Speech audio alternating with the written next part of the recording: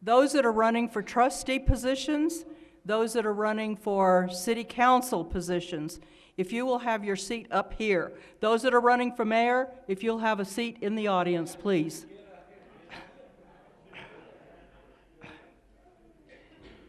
Those that are running for trustee positions and city council positions, if you'll come up here, please.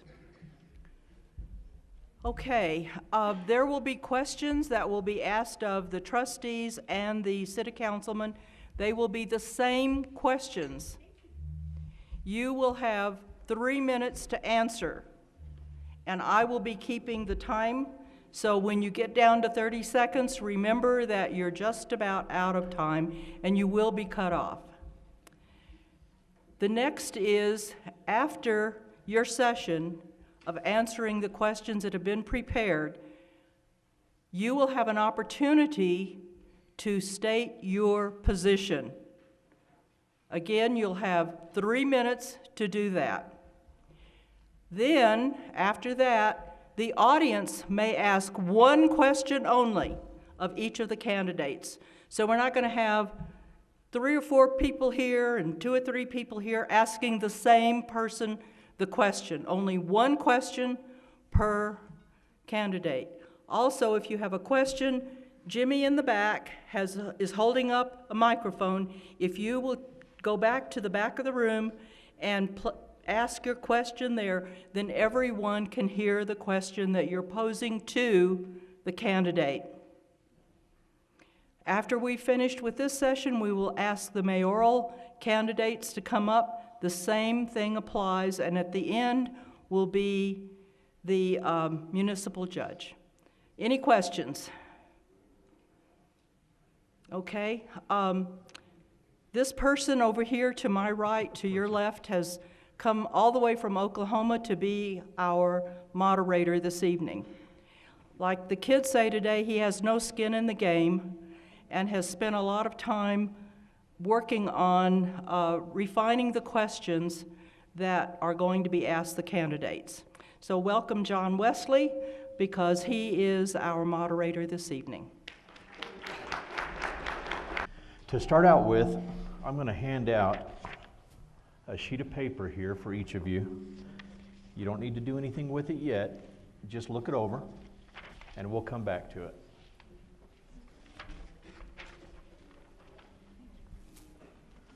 So for the audience, what I'm handing them is a list of character qualities.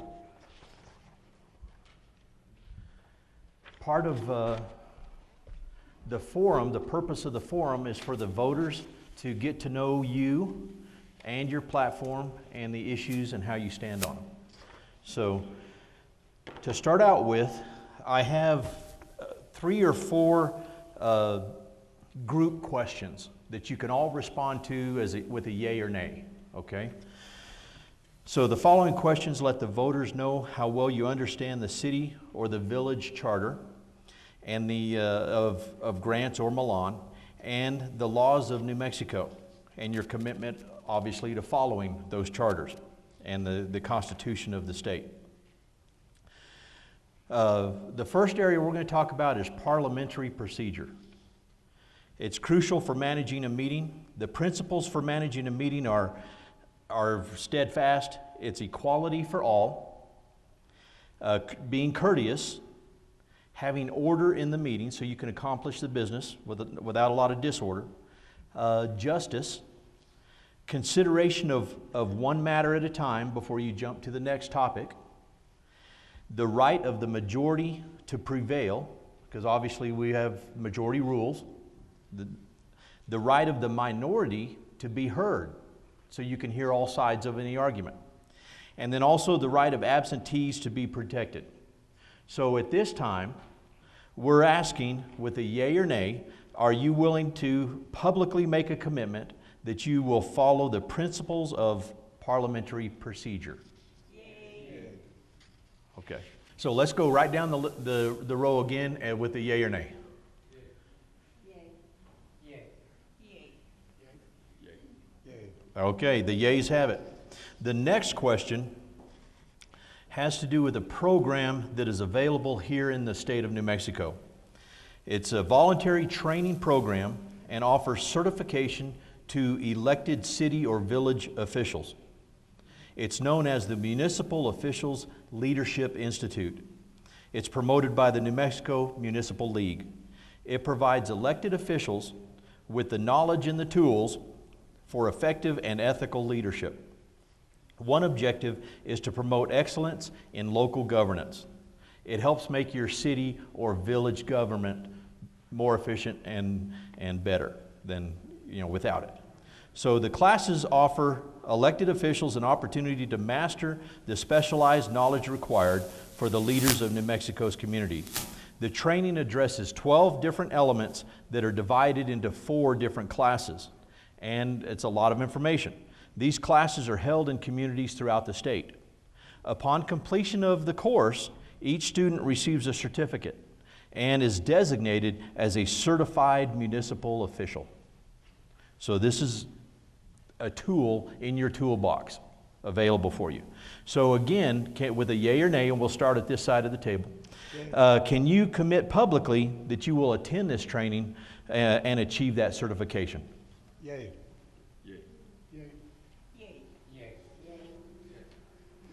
Okay, the third question. One of the topics of that training course has to do with team building. And of course, says when you have a city council and a mayor and you're working, in fact, all the city employees could be considered part of the team. How do you build an effective team? Now, my background is military, and of course, the team is vital for our survival. But yet, we've got a lot of strong personalities in the military, and sometimes things clash. And so, I'm fortunate that I had some of the training as you become an NCO and a senior NCO and that type of leadership training. So, it's emphasized that building an effective team is going to promote better decision making for the team, more innovation and creativity. You're not going to squash people that have, well, that's a weird idea, we don't want to hear it. Instead, include those that might have something different and consider it. It might still be a weird idea that you reject later, but at first you want to consider it. It'll also allow you to have quicker responses to some changes. As the economy might change in the communities, can you respond quickly to adapt to those situations? It also will provide higher morale. Now, there's available to your team, there's a 15-question assessment. And so once the elected officials have several months to create the team, get to know each other, figure out how they're going to interact with each other, there's this 15-question assessment, and it'll provide you insight as to how your team is working. It will identify areas that need improvement. And so again, with the yay or nay, we'll start at that end again. Can each of you today make the commitment to accomplish the team assessment within 6 months after being elected?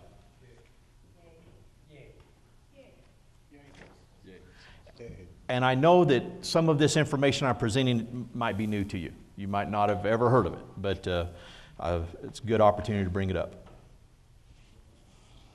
Now, this last one has to do with the list that I gave you.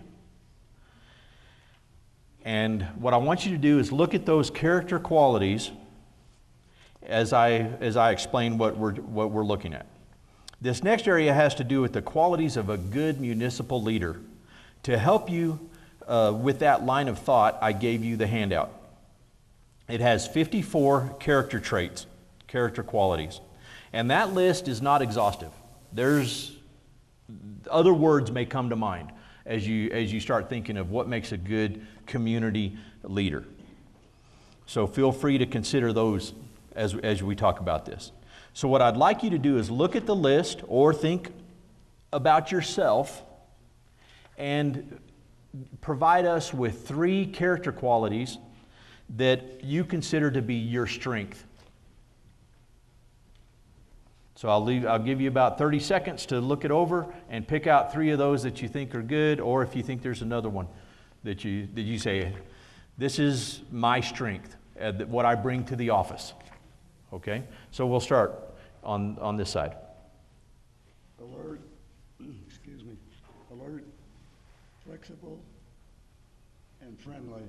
Okay, alert, flexible, and friendly. Okay, I'll say that attentive, I'm compassionate, and I'm flexible. Okay, flexible, attentive, and compassionate. Okay. I would say dependable, diligent, and probably patient. Oh, patient, that's a big one in working with a team. And you said diligent and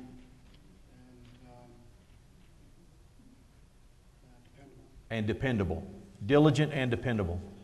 Okay. I am dependable, Okay, I'm going to repeat each one after you say it, so I don't have to remember all three at one time. So dependable, I have self-control, self-control, and I'm thorough.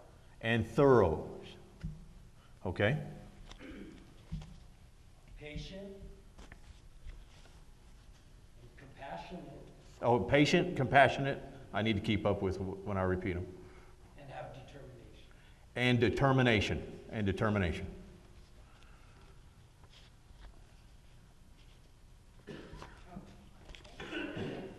I'm compassionate, I am diligent, and I have a lot of humility for myself. Okay. Compassionate, diligent, and you exercise humility. Okay. I would say enthusiastic, compassionate, and determination. Enthusiastic, Passionate. compassionate and determination. Okay, now we've done the easy part. What I'd like you to do is look at the list and identify one that you might struggle with.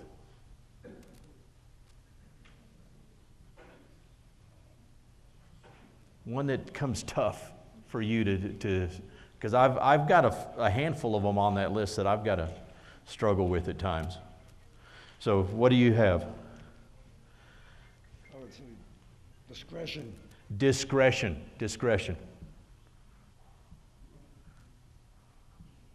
Faithful. Faithful.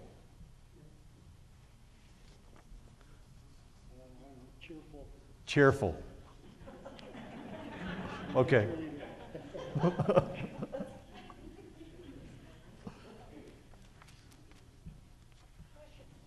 Caution, okay.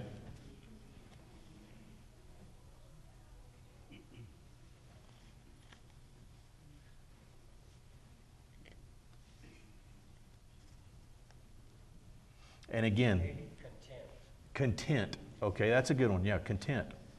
That can be tough for all of us, yeah. Decisive.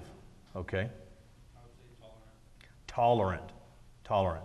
And can lead to impatience with certain people. Yeah, exactly.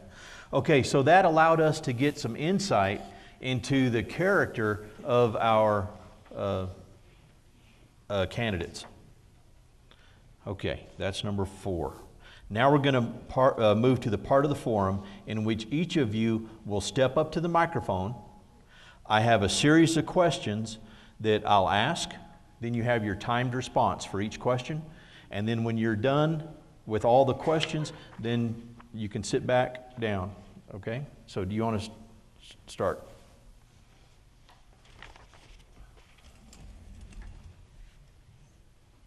Okay. Go ahead and introduce your name. Introduce who you are again. Okay, my name is, excuse me, Norman Sabro, candidate write-in District 2.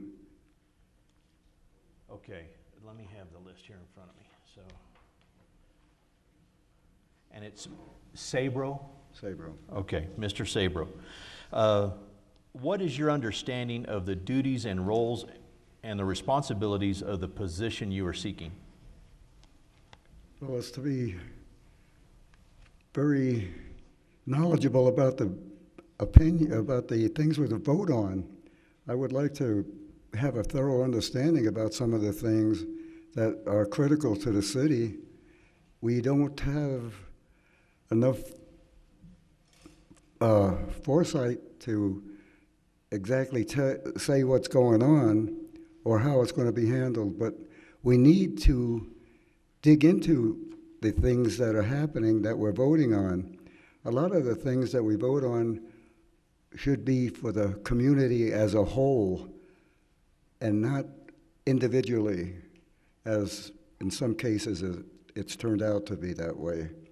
I would like to be able to be a councilman that would cover all of my territory and take care of everything that is brought up that we need to function and make a decision on. And this would be working with the other councilors too, so that we have a good knowledge of what's going on.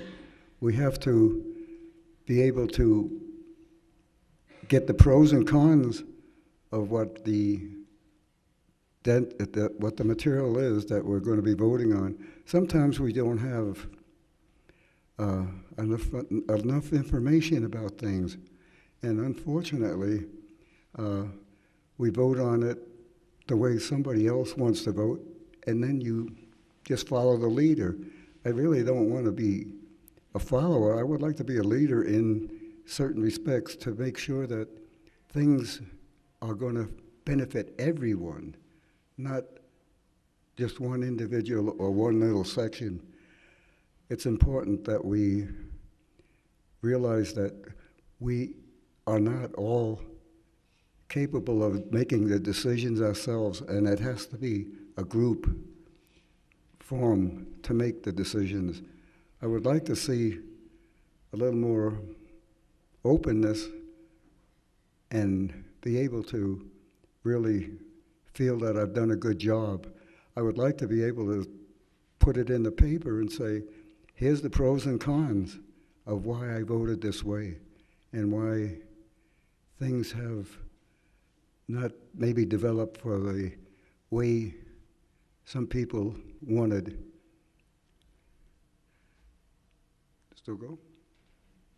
Okay, one more minute. It's a lot of talking, and I got a sore throat here that just won't quit. But I would like to get to know some of the people in my community. As a write-in, most people don't even know how to spell my name, much less pronounce it. But I think that if you get to know me, that you will realize that I am a good, trustworthy individual, that I can do the job that's necessary. And I would appreciate your vote. Okay, if you're done, we can go to the next question. Okay.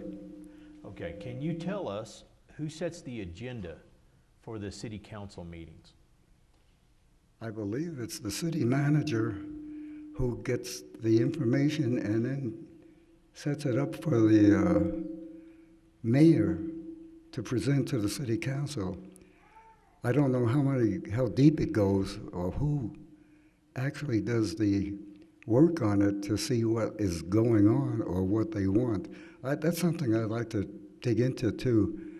I'd like to have more openness and be able to tell people exactly what is happening, who is sponsoring the bill or the agenda, and that I think we all would like to know that. Sometimes things are brought up and done without the full community support, and I'm sure that a lot of us here know some things that have gone on that have happened that hasn't been friendly to everybody.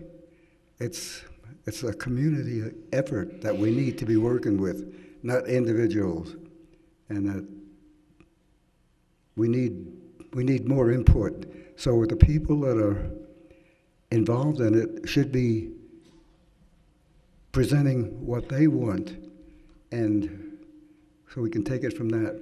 We can speak up at the council. You can come down to the council and take 2 or 3 minutes, and then we can discuss it. But we've got to have the input, and if we don't have the input, what difference does it make what you think if you're not willing to step up and say what's necessary? I don't want to be a follower and say, oh, this is the way they want it, but why do they want it this way? What's the pro on it? What's the con? Who are we working for, or who are they working for?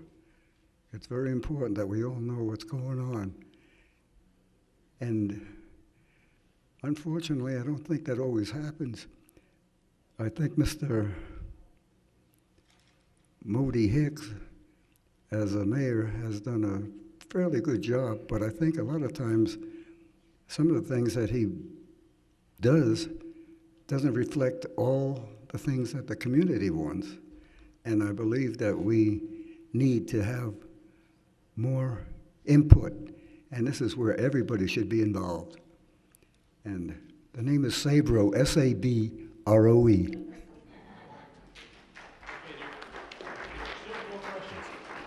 So now, because you're allowed 3 minutes, doesn't mean you have to take all 3 minutes to answer these questions, okay?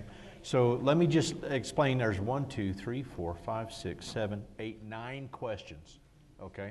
So if you could want to just have a short, quick answer, that's fine too. Sounds good. What were you going to say? I was going to say, be concise, because rambling on is not going to get the point across or answer the question. You need to address the question that is asked. Well, I'm trying to answer the question that's asked, but most people that are sitting out here have questions of their own, and They do, but you're to answer the question that is asked. okay. Okay, the next question. As far as the budget for the village or the city is concerned, what is your understanding as to how the budget is developed? How is it created? Well, I believe we get input from all the various divisions in the city. Everybody has their own priorities, and that doesn't necessarily mean that everybody wants what's going on. We need to find out what is necessary. How much can the city afford? How much do we have in the budget? Is there anything left over? We need to do it, and do it now. Now, you're a Grants city councilman, so what do you see are the challenges that the city may face in the future? Well, I think that we have to develop more plans for getting business into this area. We may have good transportation and highway and things like that, but that doesn't bring business in unless our economic development people go out and beat the bush. When they get somebody that's interested, which we've had quite a few people that have been interested, the economy or the development company had the people come in. They've looked, they've seen what they want to see, and then they go. But we don't know why. Why hasn't the people that have been in here wanting to develop anything in this area? Is it because we just don't have the capability that they're looking for? We need to have more output, more transparency as to what's going on. It just amazes me that we get people or companies in and they just walk away. So that you've kind of stepped into the next question. What specific things will you do to influence the economic development? Well, I'd like to find out, first of all, what we want. Do we want a senior citizen community? Do we want developing an industry here that we can support? Does our schools provide enough input in the colleges or the high schools for people to stay? We have a lot of good people, but they don't stay here, and there has to be a reason why.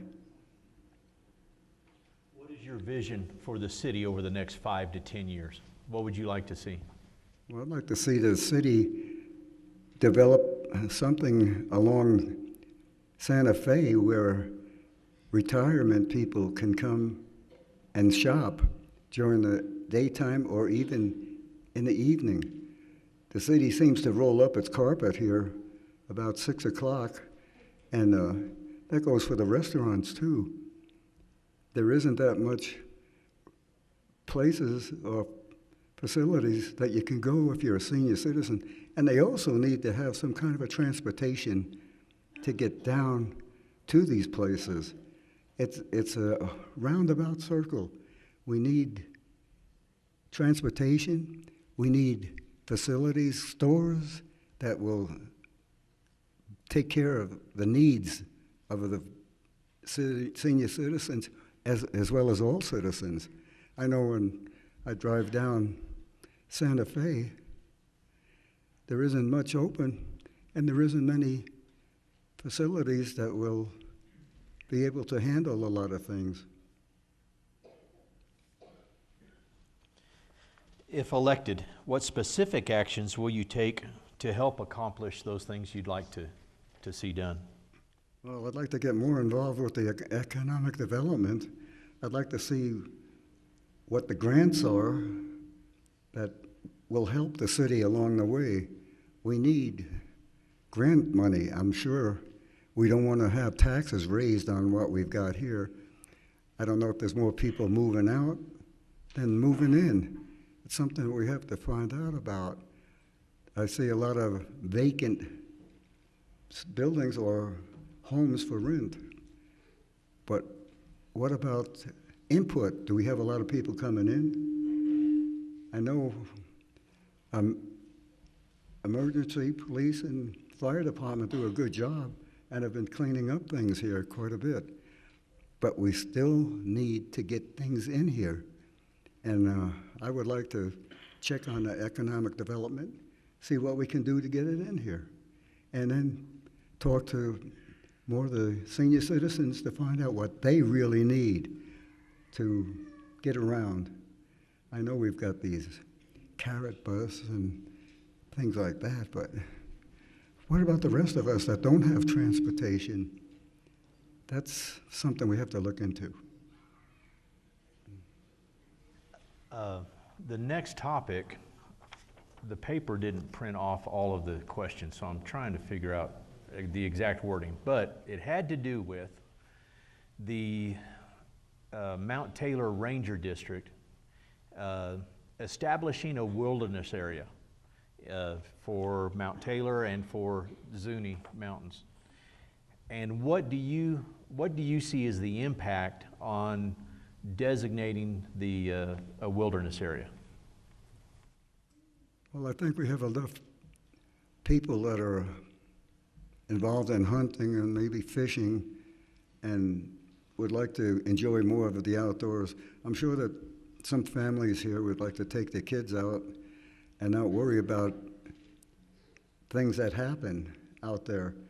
I'd like to see what the business, BLM? It's the Forest Service, the Forest Rangers. Service. Yeah. I'd like to see what the Rangers' thoughts on it too, and how we can combine what the cities need as to what the Rangers want. I think we should be able to accomplish that. It's going to take a little bit of talking. And then the last question has to do with the fact that city and village officials, many times what you're passing is law.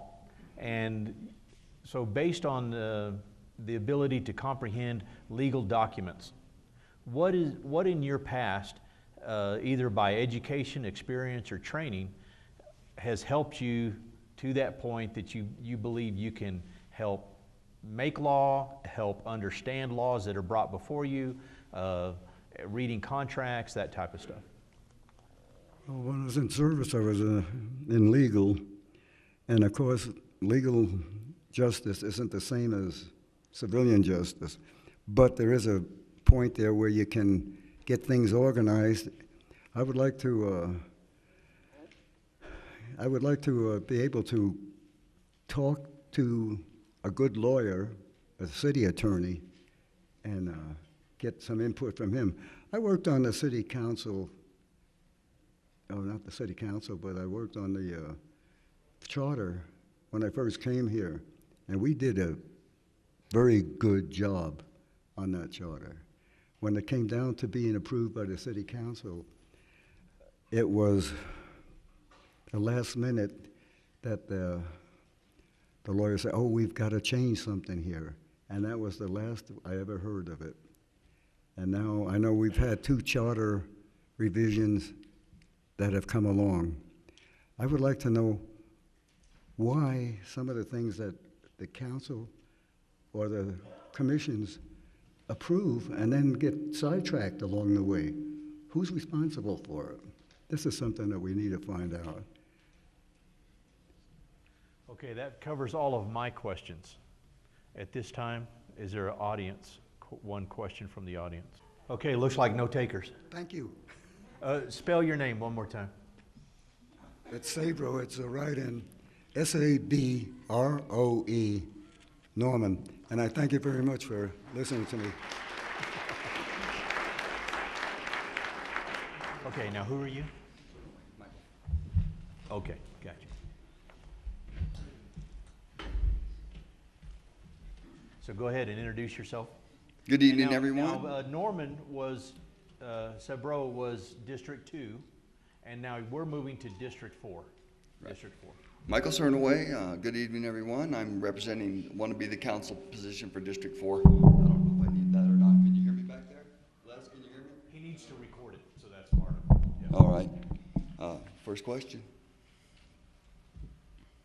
Okay, so the first question that I have to ask you is, what is your understanding of the duties, the roles, and the responsibilities of the position you are seeking? Well, under the council manager form of government that we're under in the city of Grants, the basic duties of the council is to support the manager. And that's what I intend to do, support the manager. That's what we're here to do. We hire the manager, and that's what my agenda would be. Can you tell us who sets the agenda for the city council meeting? The mayor. Okay, as far as the budget is concerned, what is your understanding as to how the budget for the city or village is created? Well, the budget comes, initially, the budget comes from the department heads. They give their input as to what their 1-year plan, their 3-year plan. I don't know if they do a 5-year plan, but they do their planning, and they submit that to the manager, and therefore the manager develops the budget from that. Then the other city essential services, police, fire, rescue, things like that, streets and roads, well, that comes under the department heads, but that's where the budget comes from. And so to expand on that, so the manager does what with it then? The manager then looks at the level of need and makes her decisions based on the level of need. Is it something critical? Is it not as critical or not important? So you put it on a tier system, break it down from there, and you make your budgetary commitments that way. Okay, what do you see are the challenges that the city may face in the future? Oh, right now, the biggest challenges are infrastructure in the city of Grants. And I think everybody in Grants knows that. It's either aging sewer and water, it's roads, it's public access, things like that. It's our parks. What specific things will you do to influence economic development? Well, to bring about more economic development, we got to first of all stop what I call the Edison effect of all of Grants just picking up and going elsewhere with their cash flow. Every free dime that people have here, they spend it in an outside community. And what we got to have is more of a reciprocating effect where we bring in people from the outlying areas that want to come in here to Grants. And we have to promote more business opportunity. We have a great outdoor space, more open space. We got bring more people here for that. And I think there's a lot of facilities that are being underutilized in Grants Like, for example, the golf course. We need to expand the capabilities, not just for golfing there. Let's open it up for more community events, for example. The next question is, what is your vision for the city over the next 5 to 10 years? Well, my vision for the city over the next 5 years would be to bring in more community development block grants. I mean, we've seen a little bit of that right now, but I think that's a program that's being underutilized. Let's get that going more, serve more of our neighborhood communities. I want to see some retirement facilities, more housing for retirees. I was just out today, and I saw 3 started developments that really just died. In one housing development, there's 2 houses there. Another developed area where I know the individual's intention was to create these 4-plex condominiums, and there's 1 4-plex there. Now, this is like 6-7 years ago that started. And so that, I want to see that get going more. I want to see, you know, more businesses around our interchanges. The interchanges and grants aren't being utilized the way that they could be because of our infrastructure that can't service them. So that's be the things that I'd like to look for: more greater utilization of the interchanges, more retiree housing, and some of these housing developments that start and then stall. And I want to see them not stall. I want to see them flourish and expand, so then we can offer some housing and get more people into grants that way. Okay, on with the questions that I don't have the full question. Okay, so again, it has to do with the Mount Taylor Ranger District as possibly establishing a wilderness area in the area. So it'd be up in the Zunies, up on Mount Taylor. And so what is your position on establishing that wilderness area? Well, I would not be in favor of establishing more wilderness, okay? But let me say this, I want to protect what we have, okay? And I think that's more important, because all it takes is one fire for then the next thing is a road cut in there to put the fire out. Well, then that becomes local knowledge, and people start expanding that usage of a fire road. Then pretty soon a fire road becomes a thoroughfare, so to speak. Everybody knows about it, everybody starts utilizing it. But to expand the wilderness in the Mount Taylor Ranger District or the Zuni Mountains, I wouldn't be a proponent of that. But I would promote preserving what we have. And I wouldn't want to do anything to take away from what we have right now. In fact, there's a good forest projects going on in the Zuni Mountains right now with local forestry and local business that are enhancing the Zuni Mountain, the turkey habitat out there, which I'm involved in. So I'd like to see more of that take place. More habitat restoration for wildlife, but not necessarily expanding of wilderness. And then what in your past has either by education, experience, or training prepared you to understand the important aspect of legal documents, law, those type of things? I mean, in my professional career I worked for the DOT, so I had 10 years there where I was in project development, and so I wrote contracts, I put out plan sets, and all that had to pass muster through the state plan specifications and estimates section at the highway department. So even though I wasn't an engineer, but I had to meet all the criteria for legal and for engineering purposes. Okay, you can have a seat. Thank you. It is what it is. Go ahead and state your name. Richard Lucero, Rick Lucero. I'm running for City Council District 2. Okay, the first question. What is your understanding of the duties, the roles and responsibilities of the position you are seeking? To work with the city manager, mayor, and the other councilmen you know, to approve projects, to see that we are managing the city projects and all the other possibilities to bring economic development to the city of Grants. Can you tell us who sets the agenda for the city council meeting? That would be the mayor and also the city manager. And also the city councilman can be involved, you know, to bring any of their ideas to the table. As far as the budget is concerned, what is your understanding as to how the budget for the city is created? Well, it's created with the city manager, the controller, and with all the department heads and what they've done in the past for their departments. And if they're looking to expand, so all the departments either have to come up with other financial information as to how they want to grow their department, whether it be the police, the golf course, the fire department, and what kind of equipment do they need for the upcoming year. What do you see are the challenges that the city may face in the future? The economic development, it's slow and it's coming, but I think there's some ideas out there that we all have.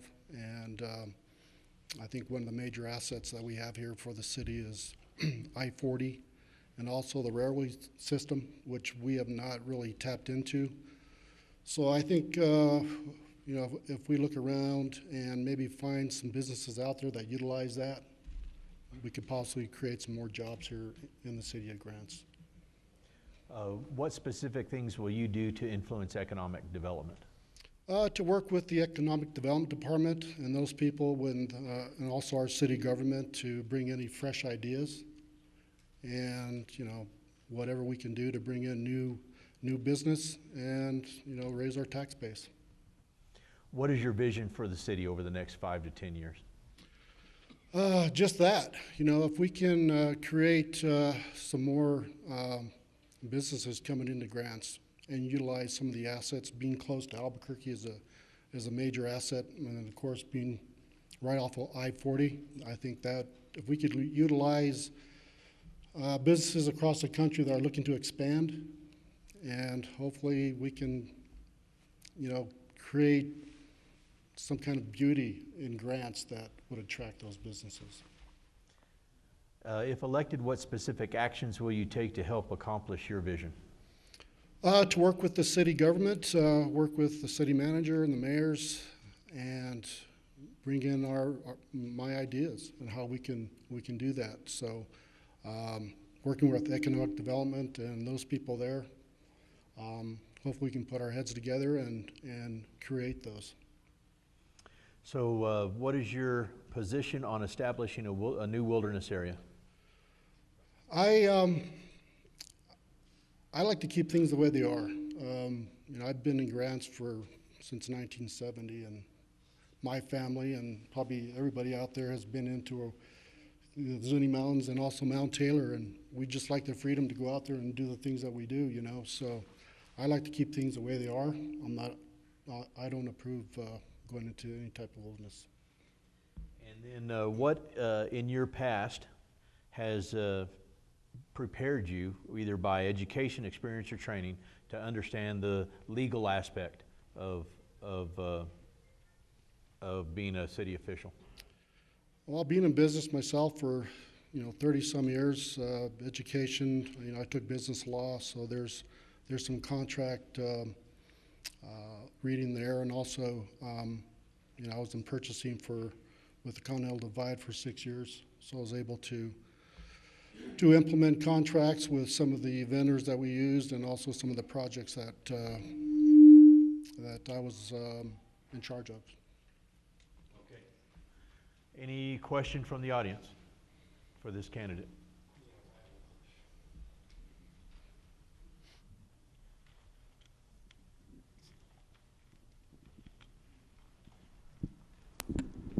My question pertains to the people who have already spoken. I noticed everybody talks about city manager, the council, the mayor, and everybody else.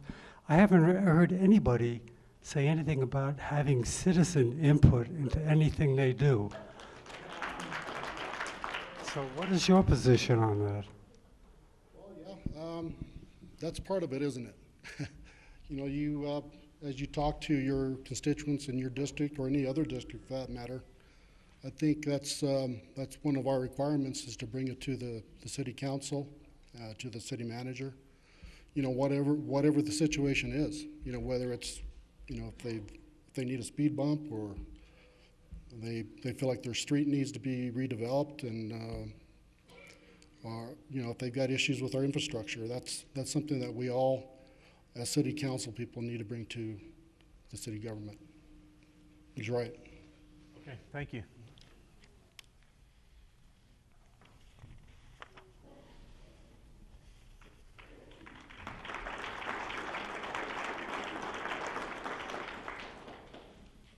Good evening, concerned citizens. It's so nice to see a crowd like this. That proves that we people, we do care about the future of our communities. My name is Mary Lundstrom. Okay. I am running for a seat on the Village of Milan for trustee. So the first question is, what is your understanding of the duties, the roles, and the responsibilities of the position you are seeking? The duties of the trustee, in my understanding, is to give, I call it counsel, to the manager and also the mayor. Can you tell us who sets the agenda for the village council meetings? The mayor and the manager should set the agenda. As far as the budget is concerned, what is your understanding as to how the budget for the village is created?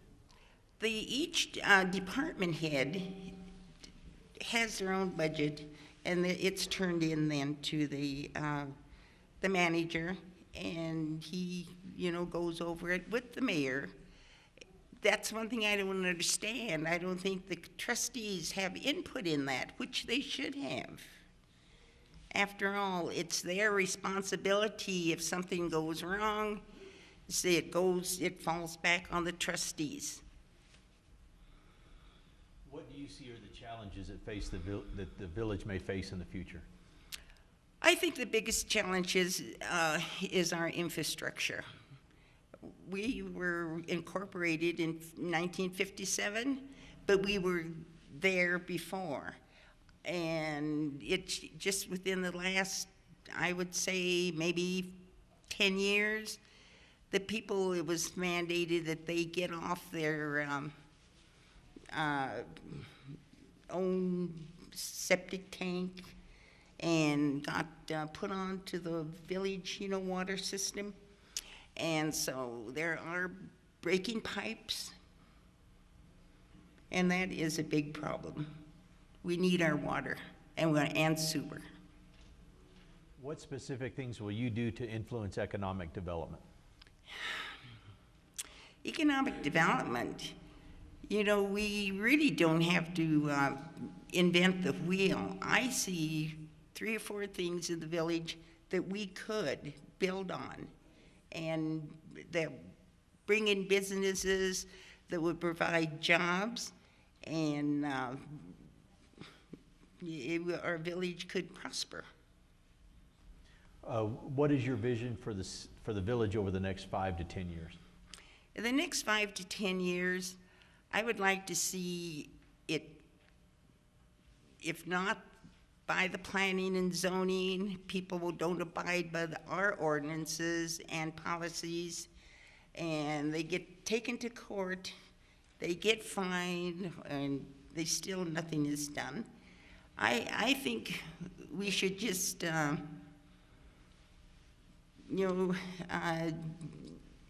raise all these old dilapidated houses and trailers that were here during the boom when the bus come. People left, all these dwellings that have to be taken care of. They are a health hazard. If elected, what specific actions will you take to accomplish your vision? Well, I'm kind of like I'm lived in the village of Milan over 50 years. And I remember when everyone had, I call it pride in ownership. They kept their yards up, their trees trimmed, fenced in their property. And I'd like to see that, with stricter ordinances and help from the court, then we could clean up our village again and make it attractive and make it safe. What is your position on the Ranger District establishing a new wilderness area? I believe with Mr. Lucero here. I like it the way it is. The farmer or the ranchers that rent the property to graze their cattle, they have it all fenced in, and people respect that. If they're going to picnic or camp, they don't bother their fences or anything. And you just feel like, when I go up to the mountains, you feel free, You don't have all these, rules and regulations, and then the paved roads, and, all of this. That isn't wilderness to me. What in your past has prepared you either by education, experience, or training to understand the important legal aspects of being a village official? Well, I was the municipal judge for 4.5 years. I learned a lot. And I retired from Gutierrez's Medical Group with 25 years of service, and I was the insurance clerk. I learned a whole lot there. And right now, I am we call it a volunteer foster parent program. I work at the Milan Elementary School with 2nd graders, and you can learn a lot from little 5th, 6th, and 7th graders, believe me. Anyway, I've also been on the planning and zoning. I'm going on 5 years. I'm chair of that.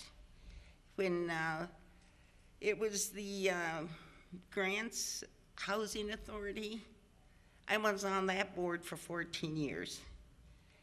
And I know the problems that, is with building and housing and all of that. Also, for 3 years, I was a Vista Corps volunteer. That's similar to the Peace Corps. And I would have loved to have been called to go someplace, Africa, China, whatever, and help. And I have had experience politically, privately. I am able to face any problems and look for the answers. I mean, we all know the problems, but we need our answers. And I would, be happy to do that. Okay, that covers all of my questions. Any question from the audience?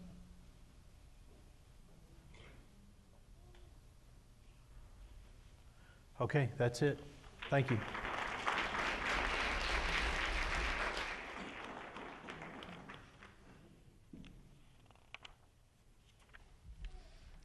Good evening, ladies and gentlemen. My name is Samuel Garcia.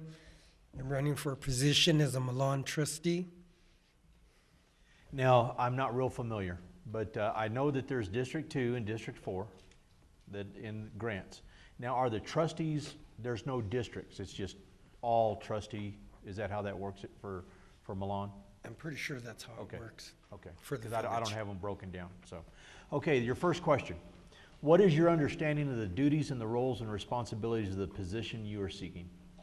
Okay, my duties and role are to be a representative of our residents of the village of Milan, to get their input and to help them structure and grow their village, to build their economic development, of course, and also to give them the services they need that the village has to provide for them, because they're the ones that are paying the taxes and taking care of the people who are running the village as in their pay. So we all work for our residents. of the Village of Milan. Can you tell us who sets the agenda for the village? We know that the mayor and the village manager start to set the agenda, but we also, as the trustees, will have an input in that agenda and the ideas that come from our residents to help improve our village. As far as the budget is concerned, what is your understanding as to how the budget for the village is created? Well, the budget is created by taxes, funding from bonds, and other resources of money that come into our village. One of the concerns that the village, just talking with them, of the management team there that they have, is lodger's tax. They would love to get lodger's tax and build motels to bring more income into the village itself. But basically, we have to keep a budget. Milan probably runs mainly probably like $3.1 million budget for a fiscal year.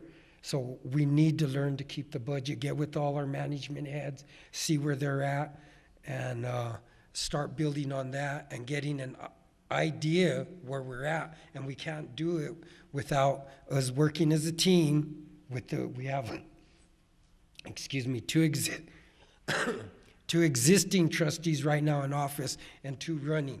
But we need to work as a team and see where we're going to go and how we're going to implement the growth that the village is going to need on the beginning of what budget we already have, and then how to bring the extra resources in finances to the village. What do you see are the challenges that the village may face in the future? Well, the only thing that I could possibly see that could probably be a hindrance is if our village mayors, trustees, and management don't work together and listen to the people of the residents of the village of Milan. But of course, everybody wants more jobs and to build their infrastructure and bring economic development. But first, we got to see where we're at. And then we got to see what mistakes we made in the past with other businesses, like they were speaking here, some of the city councilmen, for grants. Where did we make the mistakes of not getting these businesses to come in? And we have a lot of area, so we can industrialize a lot of area. We have a railway, and we do have I-40, so it could be used in a beneficial way. What specific things will you do to influence economic development? Well, in the field of economic development, I worked for the city of Albuquerque Traffic Engineering Department. So we developed and worked with the residents of the city of Albuquerque. One of my duties as working with that engineering department was on the Coors to the Rio Rancho, from Ouray and Coors to Rio Rancho.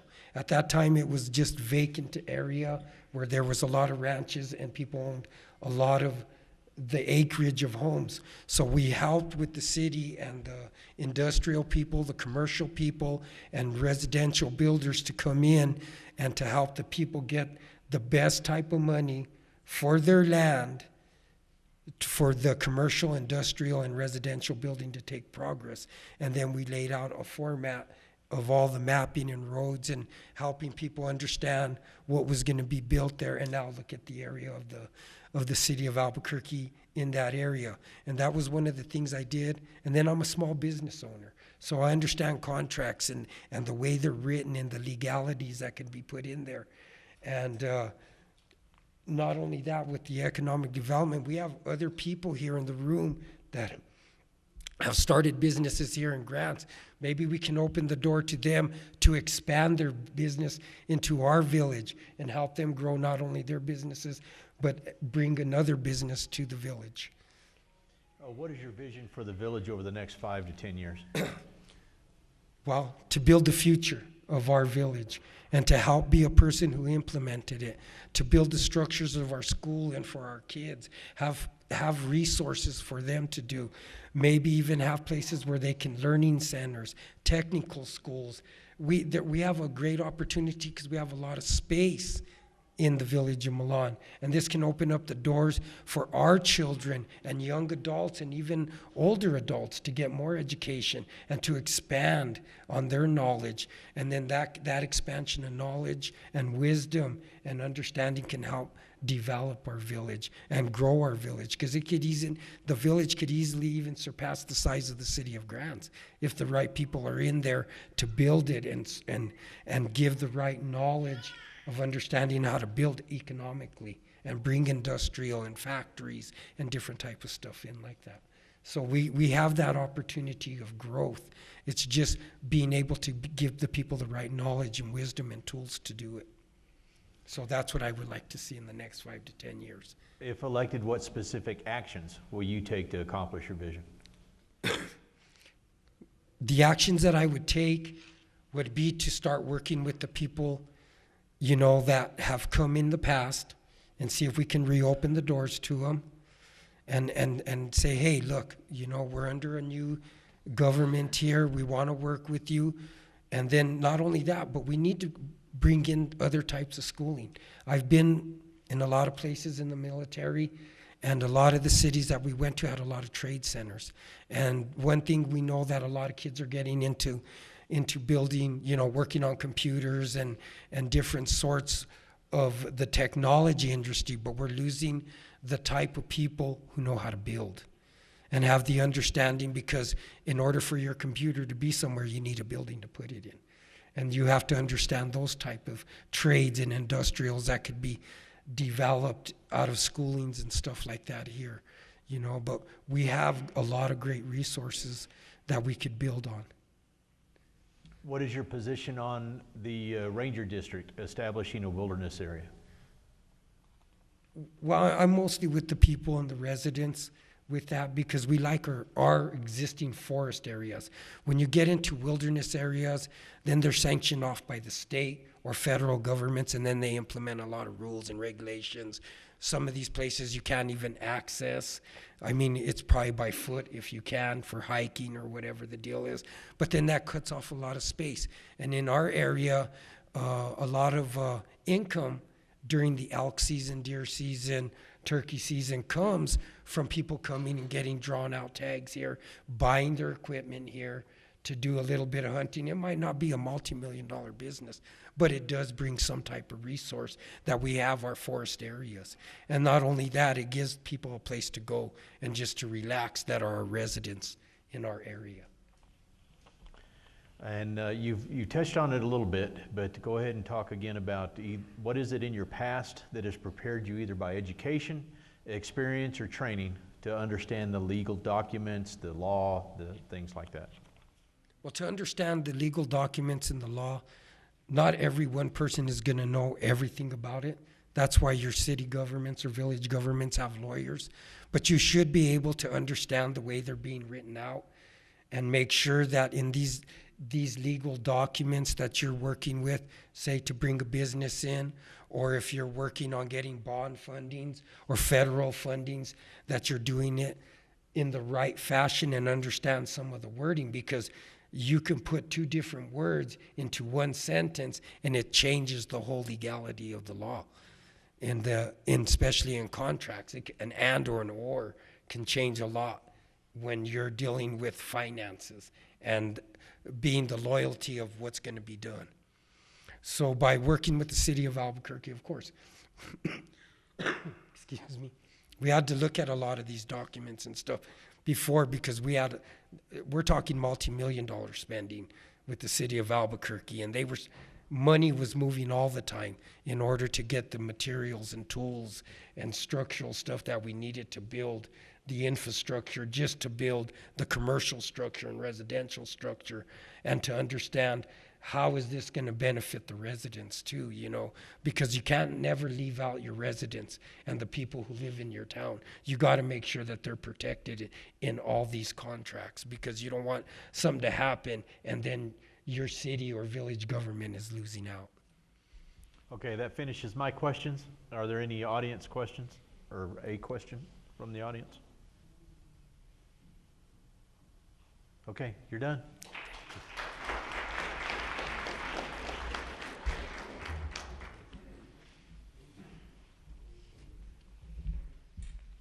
Good evening. I'm Ellen Baca. I'm running for trustee in the Village of Milan. And your first question, what is your understanding of the duties, the roles, and the responsibilities of the position you are seeking? I understand them quite well. I served 8 years prior. Okay. Can you tell us who sets the agenda for the city council meeting? In the Village of Milan, we changed all that. We started having a workshop, and we were directed and advised by the League of Municipality. We have a workshop a week before. The board, the mayor, and the manager sits down and discusses everything. It's open to the public. The public can give us input, and that's how we set our agenda. What do you see are the challenges that face the village, that may face the village in the future? Well, the village has been working for many years, as I know from the past, and it takes a lot of time to get these progress things going. And we've been working on our farm, if anybody's familiar with the farm, and we've been working on bringing in an industrial park, and we've been working very diligently with our economic development people, the Main Street Project people, and in the past, it's kind of slipped by the wayside, we worked with the other entities. What specific things will you do to influence economic development?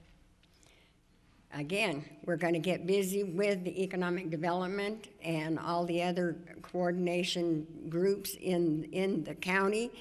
And it's a county, it's a community, it's not just any one particular entity. We all have to come together and work together to get this done. What is your vision for the village over the next 5 to 10 years?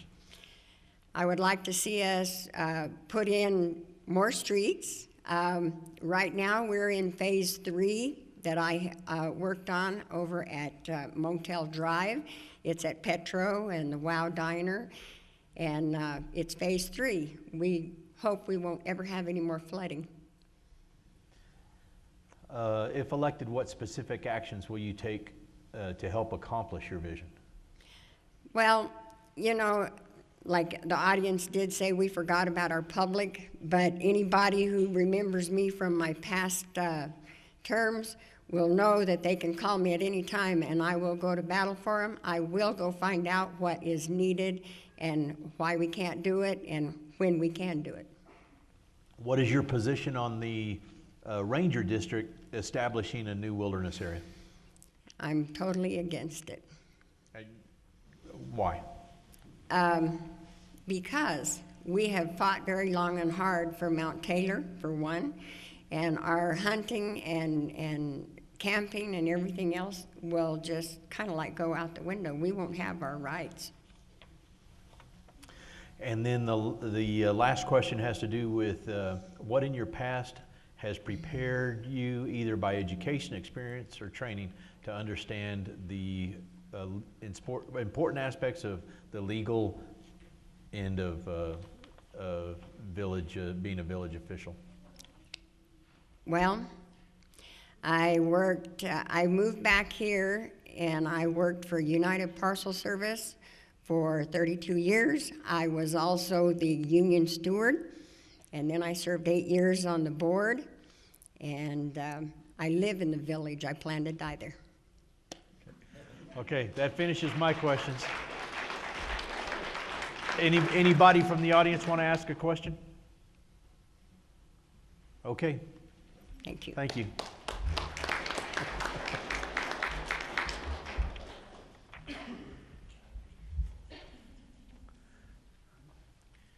Hello, everyone. My name is Christopher Archuleta. I'm running for Village of Milan trustee. Okay, the first question, what is your understanding of the duties, the roles, and responsibilities of the position you are seeking? My understanding is to be a voice for the community and to be somebody to work to help the community and to build on the community. Can you tell us who sets the agenda for the city council meeting? Well, I just found out honestly now is from Alan, so Okay. I'm gonna have to steal her answer. As far as the budget is concerned, what is your understanding as to how the budget for the city or village is created? As far as the budget, I'm not too familiar with it. I plan to find out everything that needs to be known about it, but as far as right now, I don't understand a lot of it. What do you see as the challenges that face the village in the future? Economically, I'm sorry. I think the biggest thing is just right now everything going on with the village, money-wise, and probably I want to say people-wise also. I don't know how to exactly word it, I'm sorry. What specific things will you do to influence economic development? One of my biggest things would be youth. I think I would like to bring a lot of things, something to do with the youth, things that we have facilities for a lot of things we could hold, like tournaments, stuff like that for youth, and bring in not only the kids but the families to help bring in revenue. What is your vision for the city over the next 5 to 10 years? Growth. Like we all spoke about, I believe we're all very passionate about the growth of Milan. I've lived there my whole life, and I've grown up there and seen how it was before and how it is now, and I want to see it even bigger and better. And then if elected, what specific actions will you take to help accomplish your vision? Putting myself out there, getting out there and actually doing things, and not only telling people what needs to be done, but actually putting in my time and efforts into doing what needs to be done. What is your position on the Ranger District establishing a new wilderness area? I'm in agreement with everybody else here. Okay. And then what in your past has prepared you either by education, experience, or training to understand the legal documents and that aspect of being a city official? Or village official? I would say my job. I've worked as a water operator here in Grants, and I'm certified through the state, so dealing a lot with regulators and different things that need to be done. Okay, that covers all of my questions. Anyone from the audience? Thank you all. Have a good night. Okay.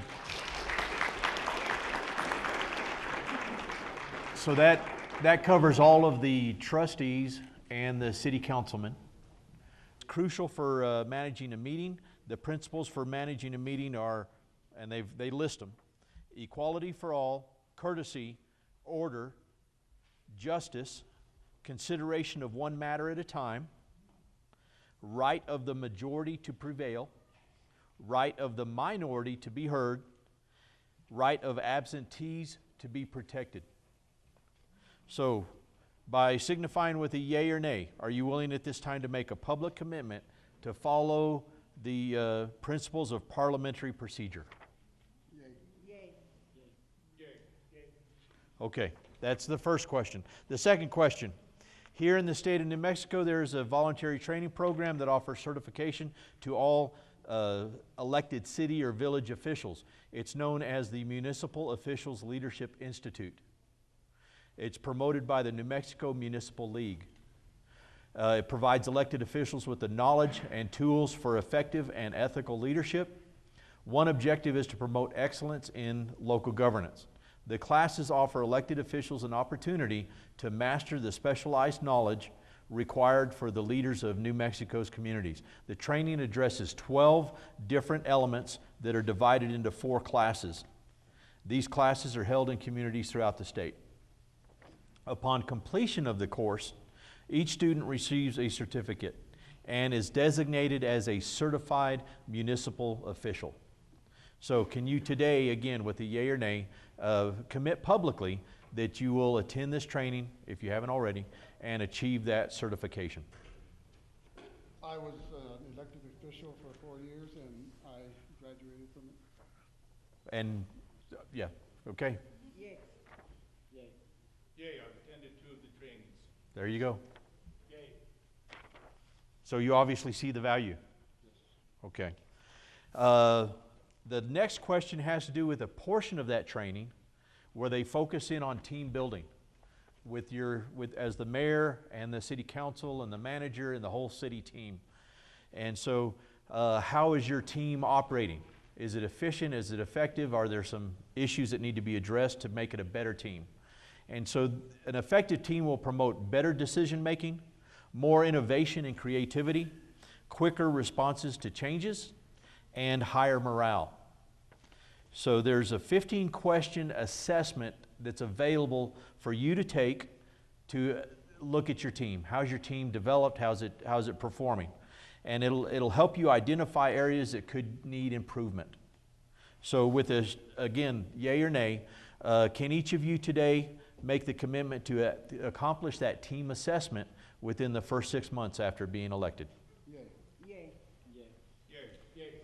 Okay, moving right along. The next has to do with the qualities of a good municipal leader. So in front of you are those character qualities, and what I'd like you to do is choose 3 of those that you feel that you've got a good handle on, that represent you. What are your strong points? Okay? So we're going to start at the far end. So what 3 do you have? You could just say, I'll repeat what you say. Okay. First, for my wife, this is not one of my answers, but there's one here that says obedient. That's not. Okay. That was just to break the ice. Sure. Okay. First, I have humility. Humility. Dependable. And responsible. Okay, next. I like your list. However, you left off transparency. Transparency. You also left off integrity. Integrity. That's a good one. You bet. For myself, I would choose attentive. Attentive. Creative. Compassionate. And compassionate. As I mentioned before, this list is not exhaustive. Yeah. So good eye on that one. Okay, sir. I chose persuasive. Persuasive. Let me repeat each one as you say it. So persuasive, self-control, and tolerant. And the reason why I'm repeating it is for the recorder, so that they can hear. I agree with this man here. Integrity. Integrity. The quality of being honest and having strong moral principles. So I'm going to change that. Okay. I got that. I have joy. Joy. Oh, yeah. And I have discernment. Discernment. Yes. Discernment. Okay. And yours. Integrity. Integrity. Truthfulness and responsibility. Truthfulness and responsibility. Okay. Now, which one of those is the tough one? Are you going to say obedient again? No, that's easy. Okay. So of those lists, which one might you struggle with? So we'll start at the end again. Probably with humility. Humility. Yes. Yeah, it's a tough one for all of us, yeah. Yes, that's probably the toughest. I would say obedient. Okay, obedient. I just don't believe in blind faith. There you go. Okay. I would say content. Content. Yeah. And orderly. Orderly. I'm kind of a mess, yeah. Okay. I'd say virtue because we have human nature dwelling in us. That's right. Virtue. So his was virtue. Very good. Okay, that covers the first 4. Now we will go right down the list. This is where you get the opportunity to stand up at the microphone, and I'll ask you a series of questions that you can respond to. So we'll start with you. And so as you step up to the microphone, state your name. And on this side of the microphone is all for Grants, right? And on the other side is all for Milan. Correct. Okay. I'm Ruben Sandoval. Wasn't born here, but I've been here at least 57 years. I'm running for mayor. Okay, the first question.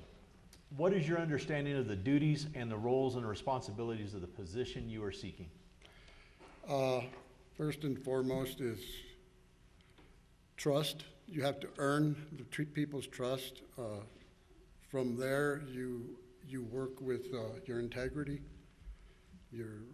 what you have for the people's welfare. Can you tell us who sets the agenda for the city council meeting? In a chartered city where the manager runs the city, you go through the manager, but it depends on who wants what on the agenda. If the people want something on the agenda, they go to the city manager and get it on the agenda. Then it goes by whatever contract, whatever city work is going on. If you got contractors doing work, they have to go through the city manager. It's approved by the mayor, and it depends on what the mayor wants on it or not, whether it's for right reasons or wrong reasons, depending on what it is. State statute will still get it back on the agenda, regardless, in front of the council. As far as the budget is concerned, what is your understanding as to how the budget for the city is created? Again, the city, you have a city manager. I think the biggest cost for the city is employees. You have health care for the employees. You have to see what your long-term debt is. You see what your gross receipts tax is going to be, because that's where the majority of your money comes in from. You get your department heads to see what their budgets are going to be, and you go from there. You go through the city manager, but the city manager accumulates the agenda, what the long-term debt is, what your tax rate is, base is, what your long-term debt is. It's all comes together, and it's approved. It eventually goes to the manager and approved by the council. What do you see are the challenges that the city may face in the future? Challenges are what everyone knows is just our roads, the state of our roads, our employment situation, where we don't have too many jobs, but we do also, actually we do have jobs, because we've got the mines, we've got the power plant, we have the paper plant.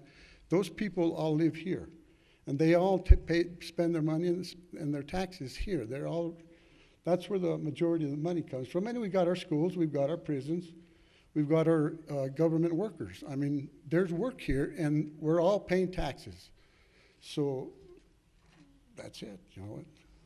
What specific things will you do to influence economic development? Well, right now,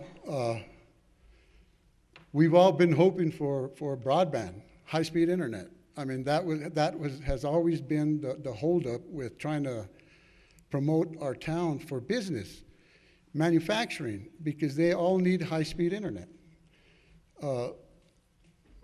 So that would be one thing to look at, because we actually have competition going on. We've got our co-op that's bringing in broadband. That's here already. We've got Sacred Wind bringing in it also. Business needs high-speed internet, and that's the way to promote this town right now. What is your vision for the city over the next 5 to 10 years? Well, basically right now, our city's in the dump. We've missed out. We haven't had a CDBG grant since 2014. We've missed 40 years of CDBG grants. Right now, we've already missed 2017. That's a potential of other cities here in towns are getting $700,000. One of them Chama got $700,000 for their waste treatment plant on a CDBG grant. We didn't even qualify to apply. The financial situation at the city is in the dump. That's why we're losing all this money right now. And if you look, you get on the internet, find it. It's right here if you want it. You want to look at it. We have not turned in our audit report for 2017 that was due in the middle of December. So that's going to translate into probably missing the 2018 CDBG grant. So all that money that we're losing could be going into our infrastructure, our roads. So that's one way of looking to the future of another administration. So if elected, what specific actions will you take to help accomplish those things? I'd say state-of-the-art financial work at the city. I mean, get people in there that know what they're doing. You know, we don't have someone there right now. That's why we're missing out. In the 4 years that this mayor's been there, we haven't had a CDBG grant approved. We can't even apply for one. We can't fill out the application for one. What is your position on the Ranger District establishing a wilderness area? I think it'd be nice if the federal government would give us a choice, because there's people on both sides of the fence. I mean, we would lose economically because we have a winter quadrathlon going on up there, and that brings business to the town. If they can compensate us for that, okay, maybe they can, maybe they can't.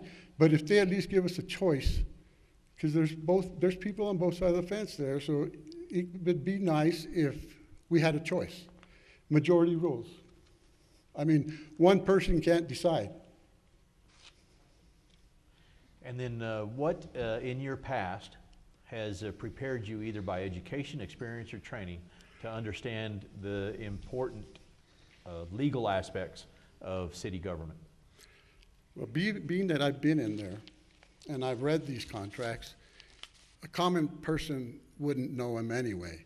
So if you have questions, you go take them to the manager, or you go directly to the engineers that you hire for that purpose.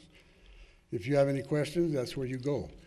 You're not trained for that kind of legal work, no matter what position you're taking in there. That's why you hire the people that are. Okay, that covers all of my questions. Any audience member that wants to ask a question?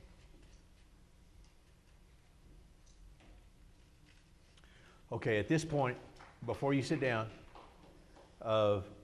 we need to give you the opportunity to state your campaign.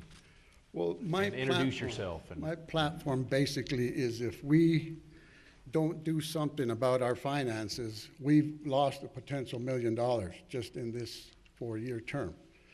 If we don't get our finances straight, we're going to miss out on everything. But we're going to end up like the county is, because that's where they are. Audit reports aren't turned in. Ours are not turned in yet. They're 8 weeks late, at least. So that's going to prevent us from getting another. It's not definite, but it will probably affect us in 2018, where we're not going to be able to apply for that grant. And all these other cities out there are getting these grants from $400,000, $500,000, $600,000, $700,000 for their projects in their towns. We're missing out on that. Thank you. I'd appreciate your vote. My name's Cindy Anderson. Can you hear me? And I'm running for mayor because I believe that I can make a difference. I'm plain. I'm not exactly bright, but I have met very intellectual people that are already on the board and many that are running. So all I have to do is ask questions if I have questions. But I tell you something I do have. I have common sense. And it's missing here in our government. There's things happening that shouldn't be happening. There's spending that shouldn't be spending. And we need to make the main thing the main thing. And that's why I'm running, because I can see it. Some people, they've been here all their lives and stuff, and they can't see some of the things that's happening. So. Okay, first question. What is your understanding of the duties, the roles, and the responsibilities of the position you are seeking? As mayor, I know that anything is going to change, it has to start at the top. We can't work from the bottom up, we have to work from the top down. They need, I understand from the charter that they're chief in case of emergency. When something happens in the town, they kind of take over and make sure that everything is being done in a proper way. And I understand also there is executive powers involved with that. And that's, I don't know if it's the firing, but I know that we can replace if someone dies or leaves, that we have the authority to bring somebody in. Of course, it has to be approved by the board. And so, they're in charge of the agenda also. Okay, so you answered the next question. Oh. Number 7, as far as the budget is concerned, what is your understanding as to how the budget for the city is created? There's a lot of different monies coming in from a lot of different sources. And this was something I didn't understand, and I don't think the public understands it either, because I didn't understand it. Like, we could make a beautiful park, but we couldn't fix a road. But come to find out, certain monies come in for certain things, and you can't spend what you're getting for one project on another project. And that's something I didn't know. So I think the public is uninformed on how it's supposed to work, and maybe we wouldn't have so much butting heads and bad feelings with the people that are in charge if the public knew how the government works. Because I didn't know that either, and I thought it was pretty informational. What do you see are the challenges that the city may face in the future? Outside of the obvious ones, we have a big problem coming our way that people tend to not see. The uranium waste is killing our waters, and it's getting closer to Grants. You can go online, you can look up uranium, what it's doing to the wells, what it's doing to the other areas, and we have waste here, and we have, in my opinion, we have to do something about it now to prepare for what might be coming down the road, because if there's no water here, there is no Grants here. And it's a big problem. No one's talking about it. And if I was the head over, there's going to be a disaster, I think we need to be prepared in case there is a disaster. And our water, we have to look at it a little bit differently. And maybe we need to learn how to conserve. Maybe we need to learn how to have our own tanks. Maybe we need a reservoir. Some of our water is being sold to another state, and now we have a drought. I mean, water, I think, is one of my chiefest concerns. What specific things will you do to influence economic development? My husband invited a friend of his who's a millionaire. He was going to be moving to New Mexico. And he said, oh, we have this great golf course. You've got to move here. He looked into moving here, and opening a business is what he does.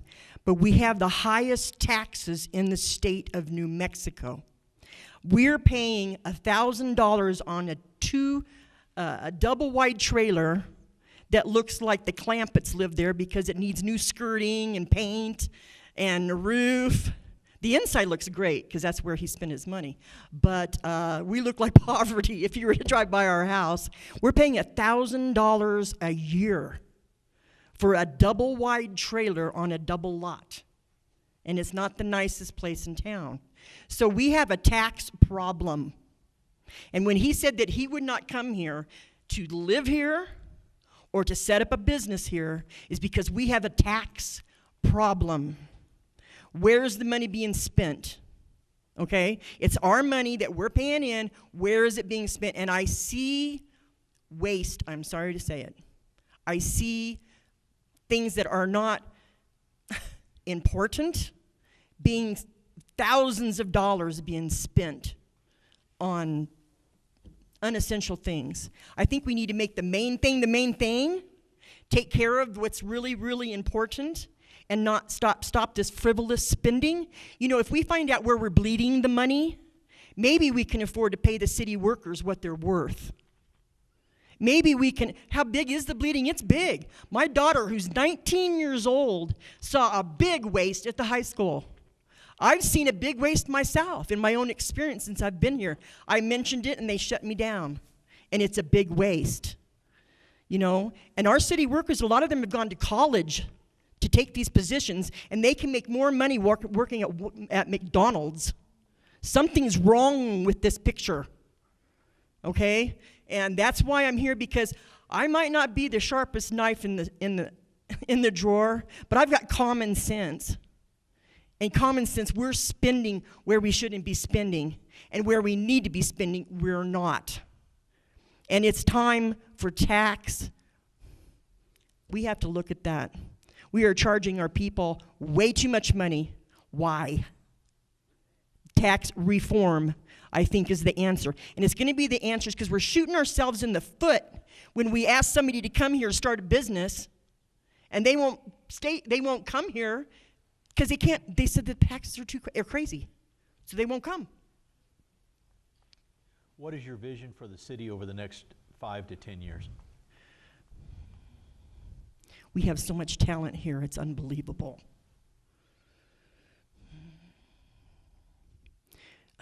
I think the public needs to be heard. We've got to set up a way that they're involved. I talk to people all over, and they don't have anything nice to say about what's going on here. And they know a lot more about it than what I do. And there's brilliant people. And I think we need to get our young adults involved with this somehow. They know what's in. They know what's out. They know they have bright ideas, and this is their future. They will be the mayors. They will be the county assessors. They will be if they want to stay here. But maybe we need to get them involved to find out what we can do to make their entrepreneur ideas come to life and things like that. And I think we need to be transparent for one thing, which we're not. You might not believe that, but we're not. I've been going to the city meetings for about 6 months now, and I've been going to the one out there with Laura out at the golf course. And the interesting thing is, and I'm going to say it, I haven't seen any of these men at these meetings. And it kind of shocked me, like, why are they? I was like, oh, well, and I haven't seen them. Mr. Hicks goes to the city because he presides over it. But I haven't seen him. I mean, why are they getting interested now? I've been going to those meetings for a year because I'm interested and I want to know and I want to learn. And that kind of shocked me myself because I thought I would know these men by seeing them at the meetings. So there you go.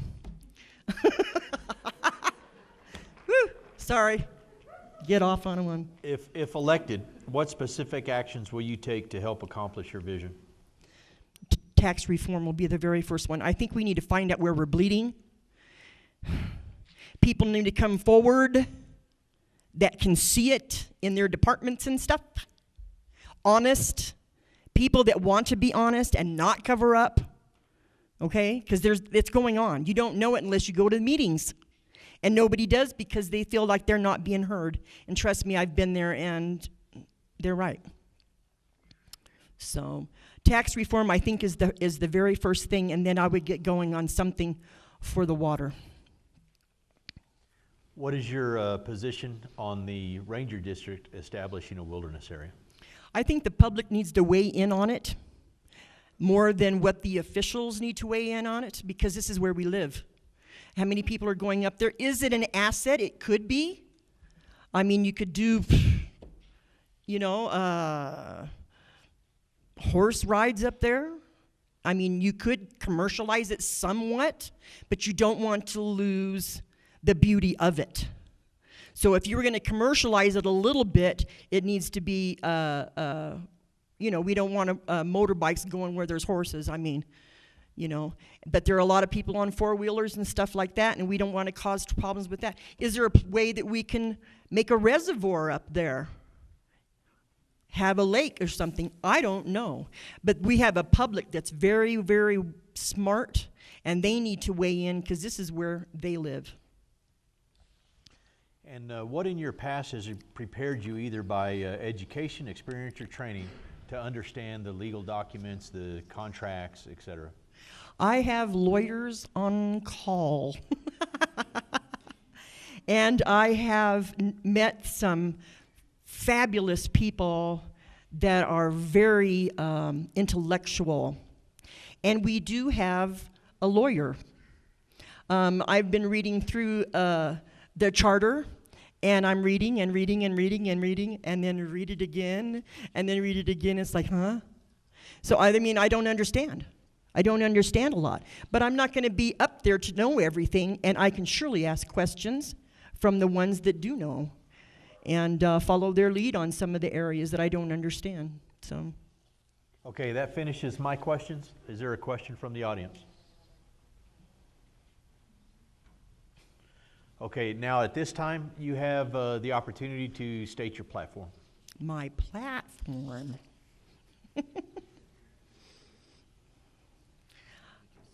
I think I just did everything, yeah. I am concerned that we have taken on a large loan. I wasn't going to go into this, but here we are. We have taken a $1,059,000 loan on the golf course to redo the underneath. They're taking the pools out and relining the pools out there. Now, you can find that in the minutes, but they don't tell you how we're paying for it, and I didn't quite grasp how much our payment is or if we're paying an interest on it. Now, that is something that needed to be done. We did have a big problem, and it wasn't getting any better, and we needed to do it. The problem is that no one is taught, nobody knows about it. And our utilities went up. What I heard was 2% to pay for that, and hopefully we won't have to upper the taxes. Okay? Now, is it our problem? I think it is our problem. Should we be paying it? Yes, I think we should. But should it have been done many years ago? Maybe. There's millions and millions of dollars that come through that board. And if you haven't been to the meetings, you don't know. There's millions of dollars that come through that board. Could some of it be put towards that bill? And then when that project is done, is our utilities going back down? The public doesn't even know that we're paying for it. They didn't even know that there was a bill. They didn't even know they took a loan. I would have done the same thing too. I would have taken a loan because it had to be done. And it was very innovating the way that they had to put it on our bill, and it's very small.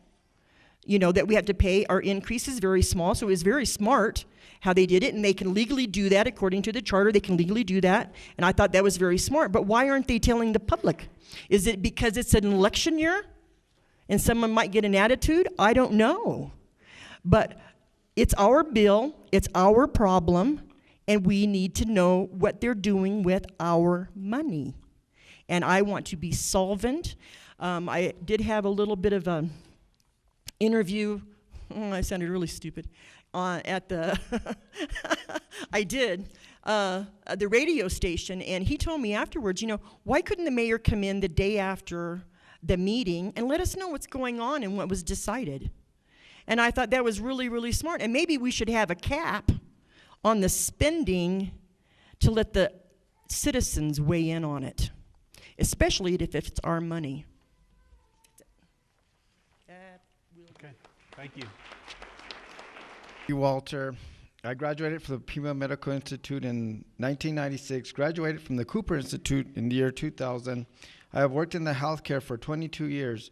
5 generations of my immediate family live here in Grants. Both my grandmothers are here with us. One is 95 and one is 92. I have been married for 32 years. I have 4 sons that all live and work here in Grants. And raising my grandchildren here. I am 52 years old, all 52 years living right here in Grants. What I'm trying to get at is I have a love and vested interest in Grants in our community. Okay, first question. What is your understanding of the duties, the roles, and the responsibilities of the position you are seeking? Well, like Cindy said, you know, you're like right behind the manager. You're a representative of the people. You work with the council, you put the agendas together, you work on the budget, but without each other, you really don't have nothing. It's a body that works together. So as a mayor, you're just a department head. You actually don't even get to vote on anything.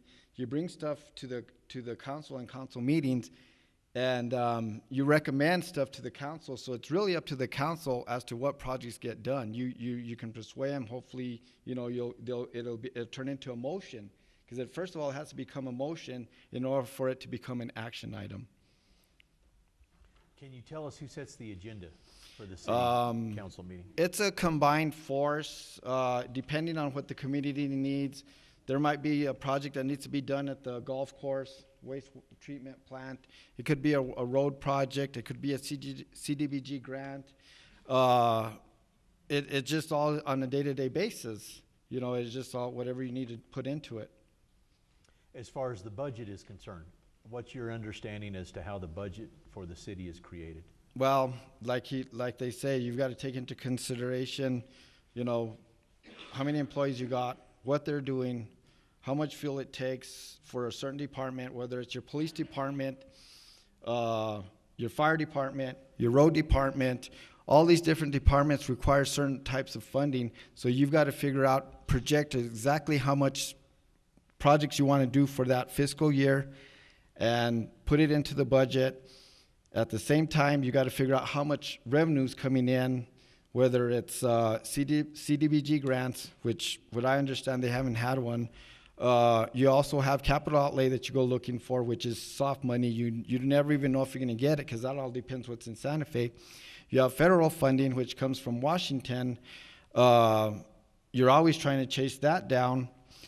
And then you also have, you sell a product to the citizens, which is water. So you got to see pretty much how much you're getting back from each water meter that's coming through, and then you just put your budget together from there and stay within the budget. What do you see are the challenges that the city may face in the future? Well, it's economics, jobs. It's not, you know, everybody says we're right off I-40. We've got the railroad. We've got the airport. I was in city council for 8 years. And, you know, we said, you know, I'm going to get this, you know, we're going to work with the railroad. We're going to see if we can, you know, make use of it. Well, you know, BNSFN, when they took over the Santa Fe Railroad, that's a freeway. It's not very easy to tap into the railroad, for one. The airport is a good one. They've been working on it. Actually, you know, what we could do with the airport, I'm not really sure either. As a county commissioner, we used it for our jail. We flew in inmates, the U.S. Marshals. We used to fly in inmates from different parts of the country and pick them up there and then bring them to our jail. I-40 and Route 66 is probably the best thing that we have here in our community. Like I said, I've been here for 52 years. My grandfathers were ranchers and farmers and loggers and all this stuff, and they remember going up and down Route 66. So we've got to utilize that and get people off I-40 and bring them in here and have them come and look at our mountains and mountains, our lakes, you know, capitalize on tourism. So what specific things will you do to influence economic development? Well, like I said, tourism, you know, we've just signed a resolution here. I've been out of office over a year, and just before we came out of office, we signed a resolution with the off-road vehicles. Let's, you know, see what we can do to get them out and go into all different parts of the country here. El Moro, you know, they can be able to get on 53 as long as you have all the right equipment. So I want to utilize, you know, our trails, our mountains, and also our community here. At one time we had a bike rally, which was a tourist. You know, a lot of people say they're bikers. You know, there is a handful of bikers. You know, I'm not going to say that they're not, but the majority of the people that come here are just people that have bikes and they want to come out to just go for a ride, and you know, the poker runs that they do gets them out and about throughout the community. Our lakes, you know, we have lakes over here that we can utilize. Hunting, we got the golf course, and the golf course is not the only thing that people could use for golf. You know, there's people that like to use archery. You can set up different places and use it for archery projects too. What is your vision for the city over the next 5 to 10 years?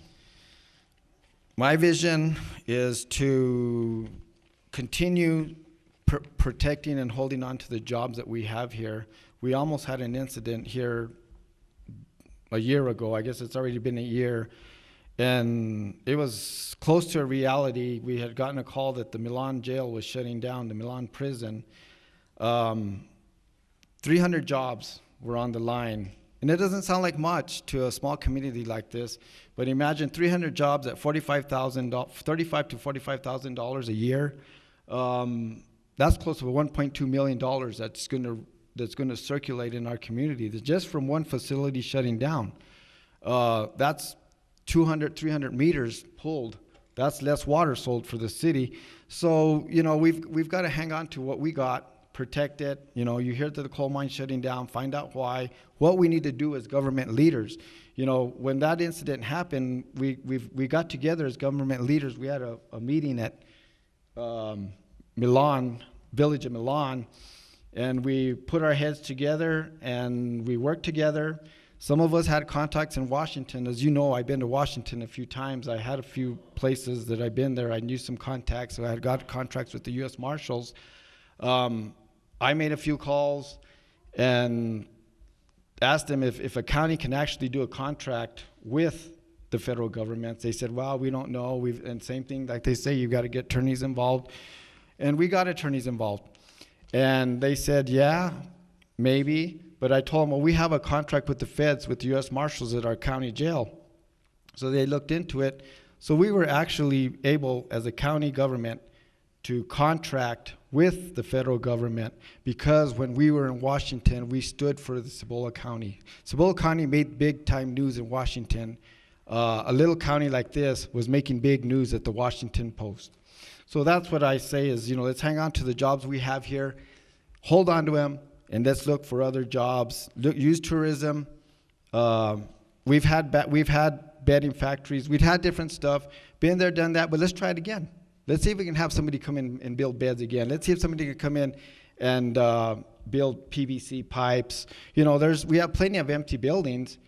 We can refurbish them and use them. And I've done that as elected official also.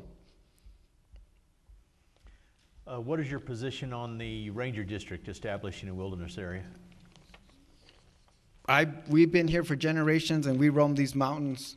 We've ranched cattle in the mountains, and I don't think the government should get involved in our way of life. And we should be able to do what we want to do. If we want to run cattle up there, if we want to ride horses, and if we want to roam from one corner of the county to another, we should be able to without being regulated by the federal government.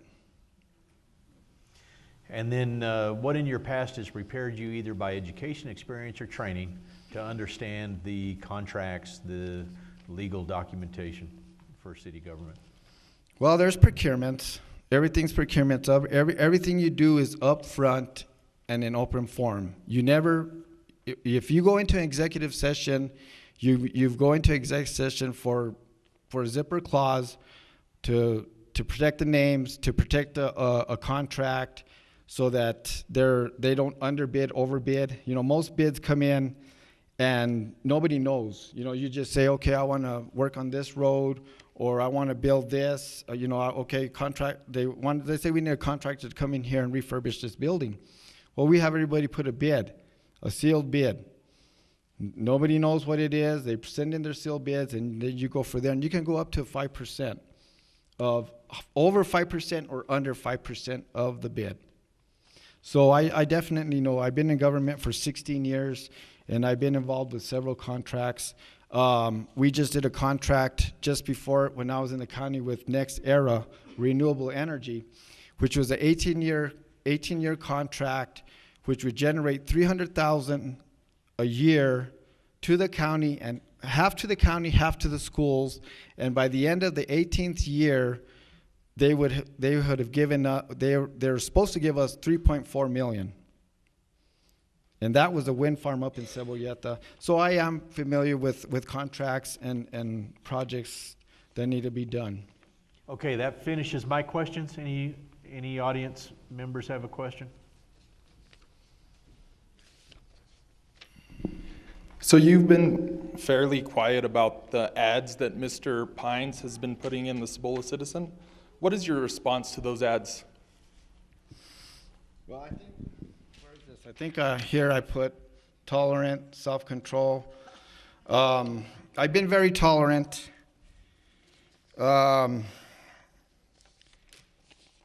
Actually, you know, I've been biting my tongue. I've been dealing with Ronnie Pines for 18 years. And the actual truth, you know, I'm not, and he's here today somewhere. Okay. Ronnie Pines, a truly concerned citizen or disgruntled property taxpayer.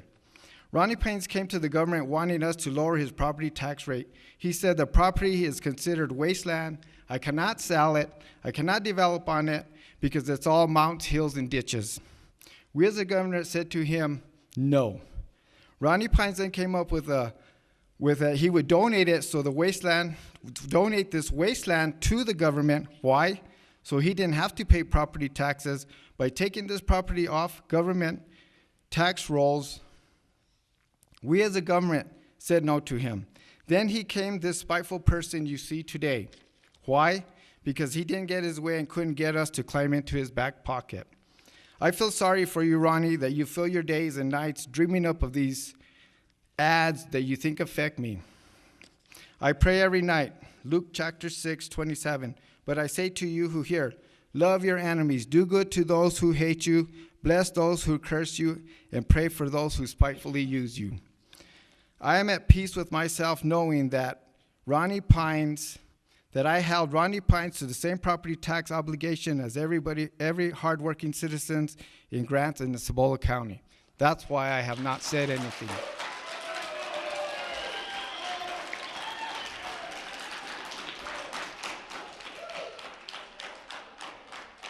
And I will not put ads. I'm just going to let it go as it is. Anybody else?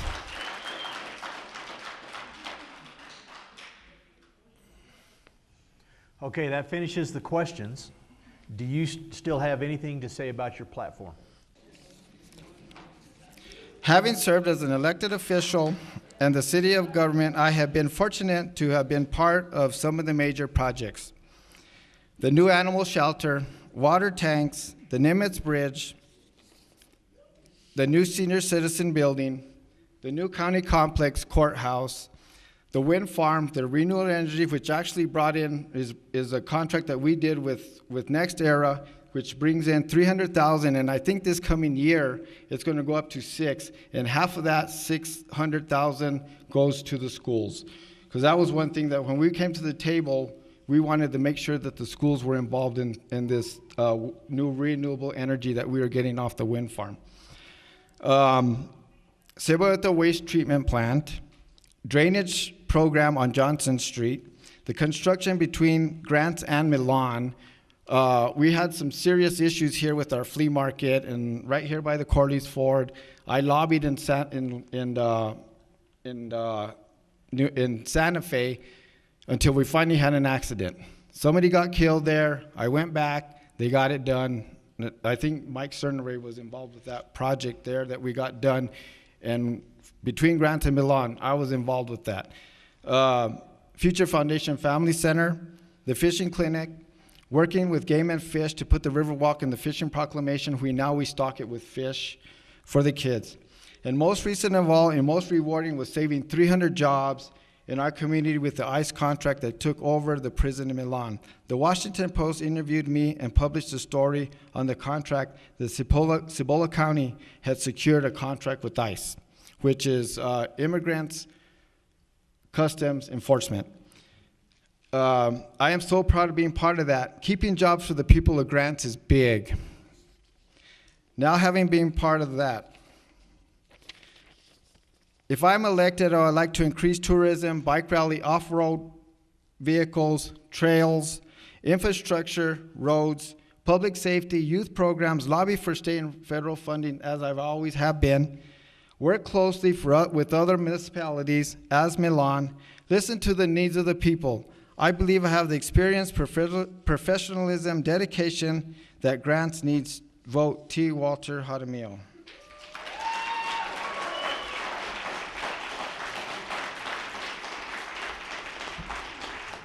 I am Modi Hicks. I am your current mayor of the city of Grants, and I'm running for re-election.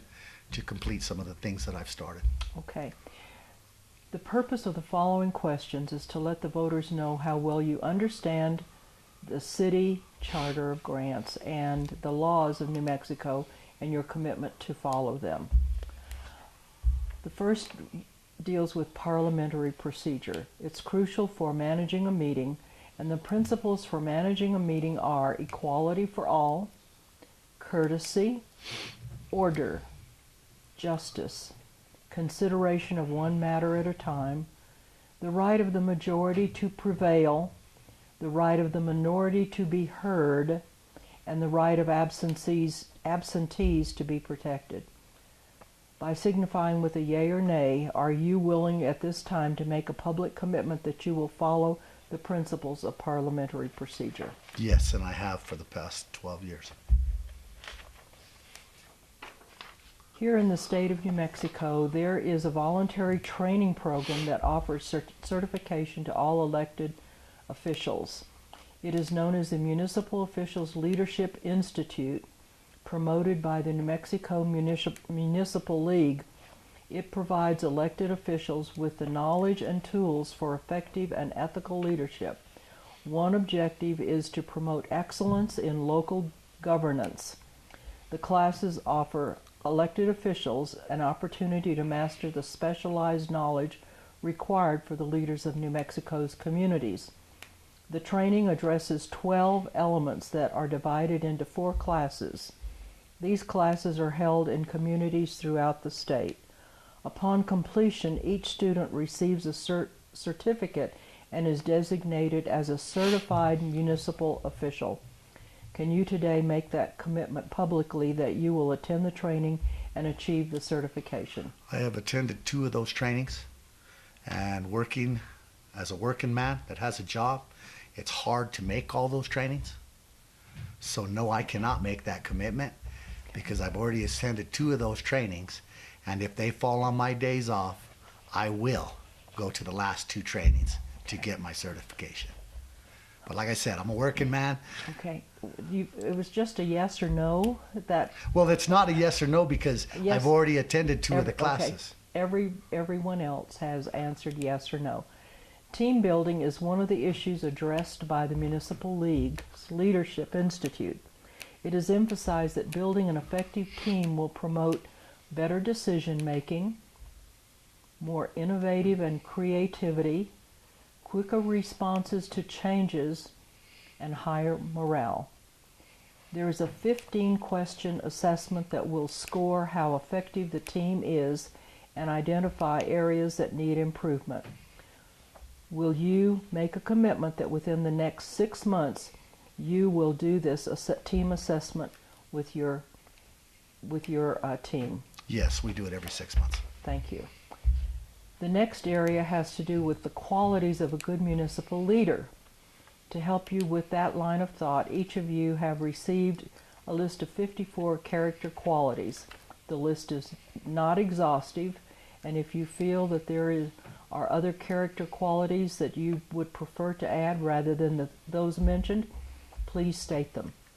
Now, if you will choose the 3 character qualities that you believe are your strengths.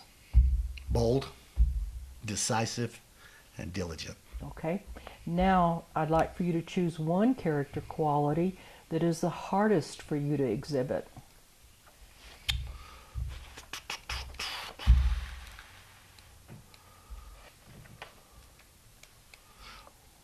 Obedient to who would be my question on that. But I would say thrifty, probably. Okay. It's hard to be thrifty. It's hard to be thrifty. Okay. Now that we move on to part of the forum in which you will have an opportunity to answer each of the questions. What is your understanding of the duties, the roles, and responsibilities of the position you are seeking? Number 1 is public safety. You have to take care of the public safety because as an elected official, that is your top priority, is public safety. Okay. And can you tell us who sets the agenda for the city council meetings? The mayor sets the agenda for the city council meetings. As far as the budget is concerned, What is your understanding as to how the budget for the city is created? The budget is created through each one of the department heads putting in their input to the city manager, and then oversight by the board, the council, to oversee what they want in the budget, for instance, projects and whatnot. So the budget is an overall process throughout the city that includes all of the department heads and what their needs are, the city manager and what her needs are, and input from the council for special projects that we can afford to do that time. Okay, thank you. Now, what do you see are the challenges the city will face in the future? Jobs is a big challenge, but for me, it is the drugs that we have in our town. The heroin, the methamphetamine. We don't have a lot of opioids like they do across the nation where we're abusing OxyContin or Percocet or anything like that. Ours are more of the drugs that are coming across the border from Mexico. Methamphetamine being a top one, heroin being the next one, and we are losing the youth of this community to those two drugs. So for me, that's my top priority. Okay. Now, what specific things will you do to influence economic development in the future?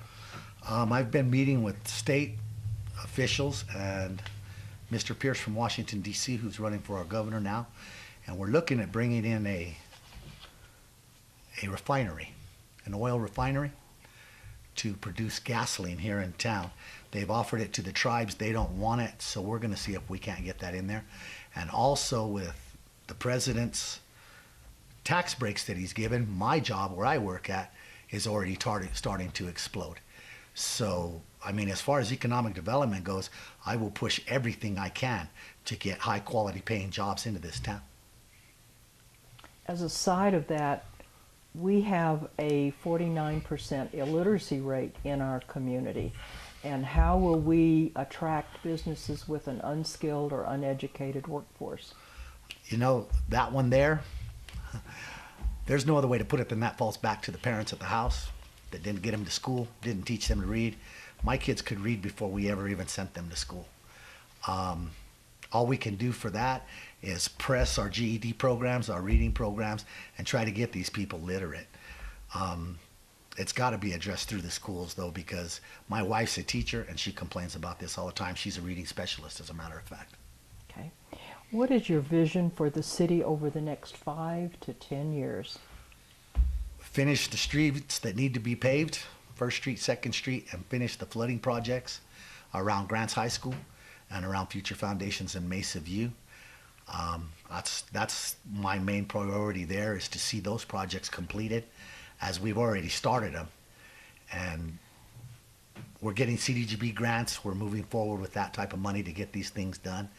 And if you look what has happened over the past 5 years, we've built 5 bridges, we've built the library, and everybody is kind of amazed about that because we've done a lot in 5 years. You've answered the second question. I wanted you to be specific as to what your vision is for the city. The vision. That's my vision, is to see that these flooding projects are completed so that we don't flood our schools no more, we don't flood Future Foundations, we don't flood no homes.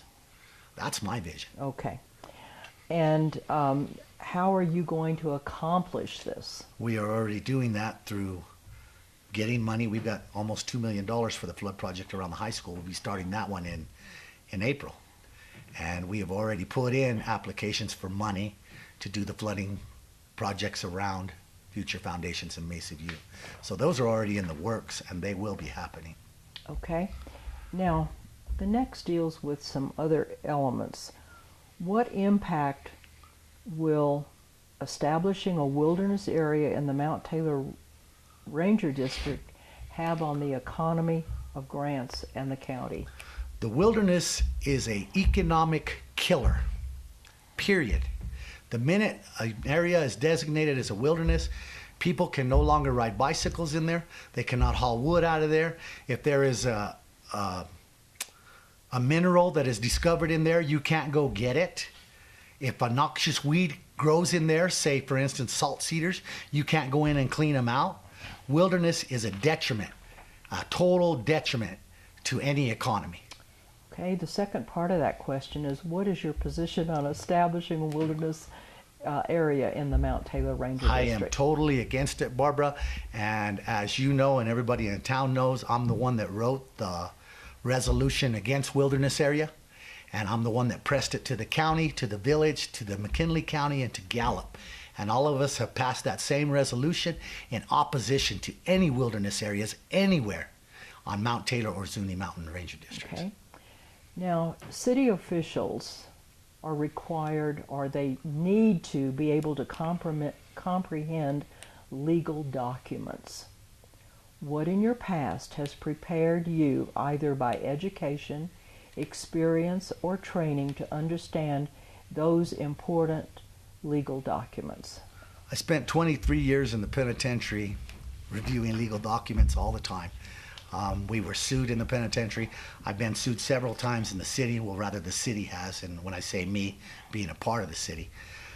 And my opinion on that is, if you can read the documents and you can keep from paying lawyers, that's a good thing.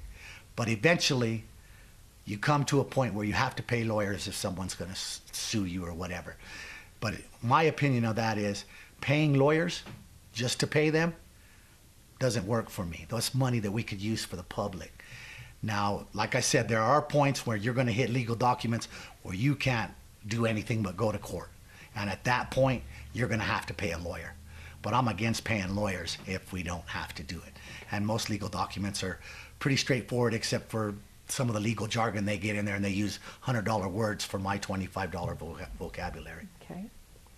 Now, each candidate has been asked a question. And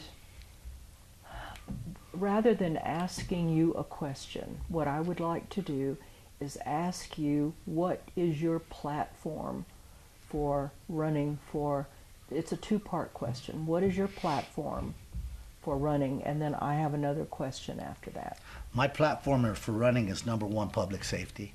Our employees, I asked them to hold the line with me last year, and they didn't get no raises because of what was going on at the county. We knew the county wasn't going to have money for raises. So I asked our police officers, our firefighters, and all of our employees to hold the line with us, and they didn't get no raises last year. So my priority this year is to give raises to all of our employees. But public safety is our number one priority, and we have to take care of our public first and foremost. The second one is finishing flooding projects in the roads. And if you'll notice, with what we've done at the golf course, the money we saved at the golf course, we bought paving equipment, and we've started to pave roads. And it's a lot cheaper for us to do it than to bring in a contractor to do it. And the roads that we have done have all the infrastructure underneath it done first.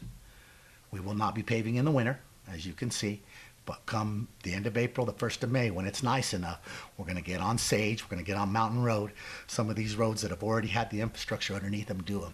Because it doesn't make sense to pave over a road that the infrastructure hasn't been done underneath, because you're just going to dig that road up to fix the water pipes when they break. So my platform is number one, public safety. Get rid of the dope in this town, which we are doing, thanks to Sheriff Mace, Chief Salazar, and Chief Vigil. We are taking care of that, not as quickly as I'd like to, but we are. And then secondly, taking care of our roads and our infrastructure. Okay. This next question, and this has come up from a lot of citizens that have been addressing our politics in our community. What is your position on term limits? I believe in term limits. This will be my second term, and if I'm fortunate enough to win, if the people trust me enough again to go for 4 years, because I asked for 8 years last time. I didn't ask for 4, but I'll be done, okay? My predecessor before me, Joe Murrieta, ran for a 3rd term. T. Walter Jaramillo, that's running for mayor now, ran for a 3rd term. The city had to spend money because Mr. Jaramillo was on the city council and on the charter, which is against our charter totally. So we had to spend money to fight that. And now, if I'm elected this time, I will be done, Barbara. I will not violate what the people want, period. Because if you look at Washington, D.C., and you look at Santa Fe, it's obvious that we need term limits. Okay. That concludes the questions that we've asked of you. We thank you for your participation in this, and your graciousness to come and do this. Barbara, I appreciate the opportunity to do this, without a doubt. Thank you very much for having me. Okay, you're welcome. Okay, let's move on to the Village of Milan.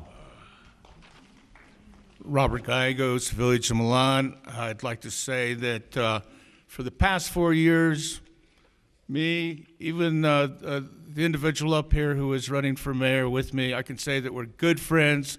We've never had a disagreement. I've never had a disagreement with our county manager, with our village manager, or with any of the other trustees. And so this is kind of foreign to me. It's good to be from Milan.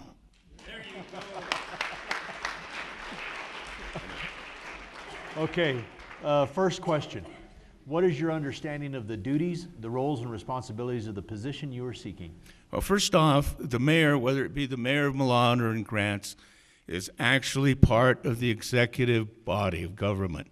Then the trustees, like the city council, are part of the legislative body. In fact, what happens when you are in, when the governing body is there, is that those individuals who vote are actually your city council and your trustee. The mayor, or the executive branch of government, does not come into play unless there is a tie. But ultimately, the mayor for the Village of Milan is responsible to the citizens of Milan. That's number one.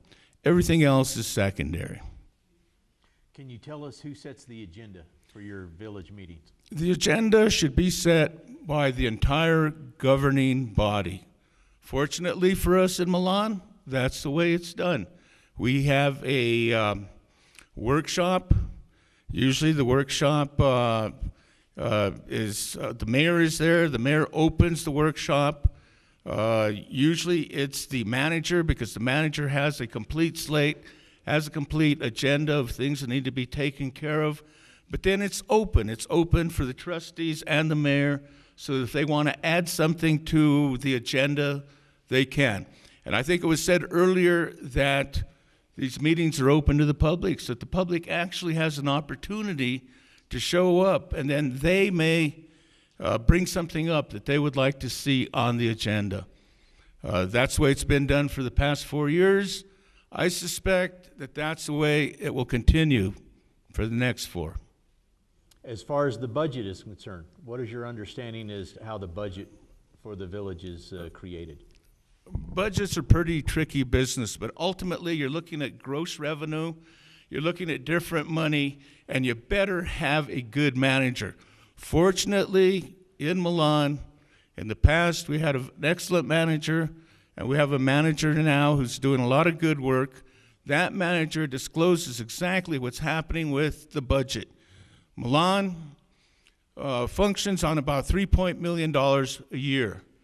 Out of that, 30% of that budget goes to your police department. You have to keep the heads of each department within their budgets. If not, you start having big problems, big issues. What do you see are the challenges that the village may face in the future? The biggest challenge for any community in the state of New Mexico is economic development and providing a diverse economic base. If we don't have a diverse economic base, we're always going to have this problem. Right now, in Milan, for example, we'd like to see a motel.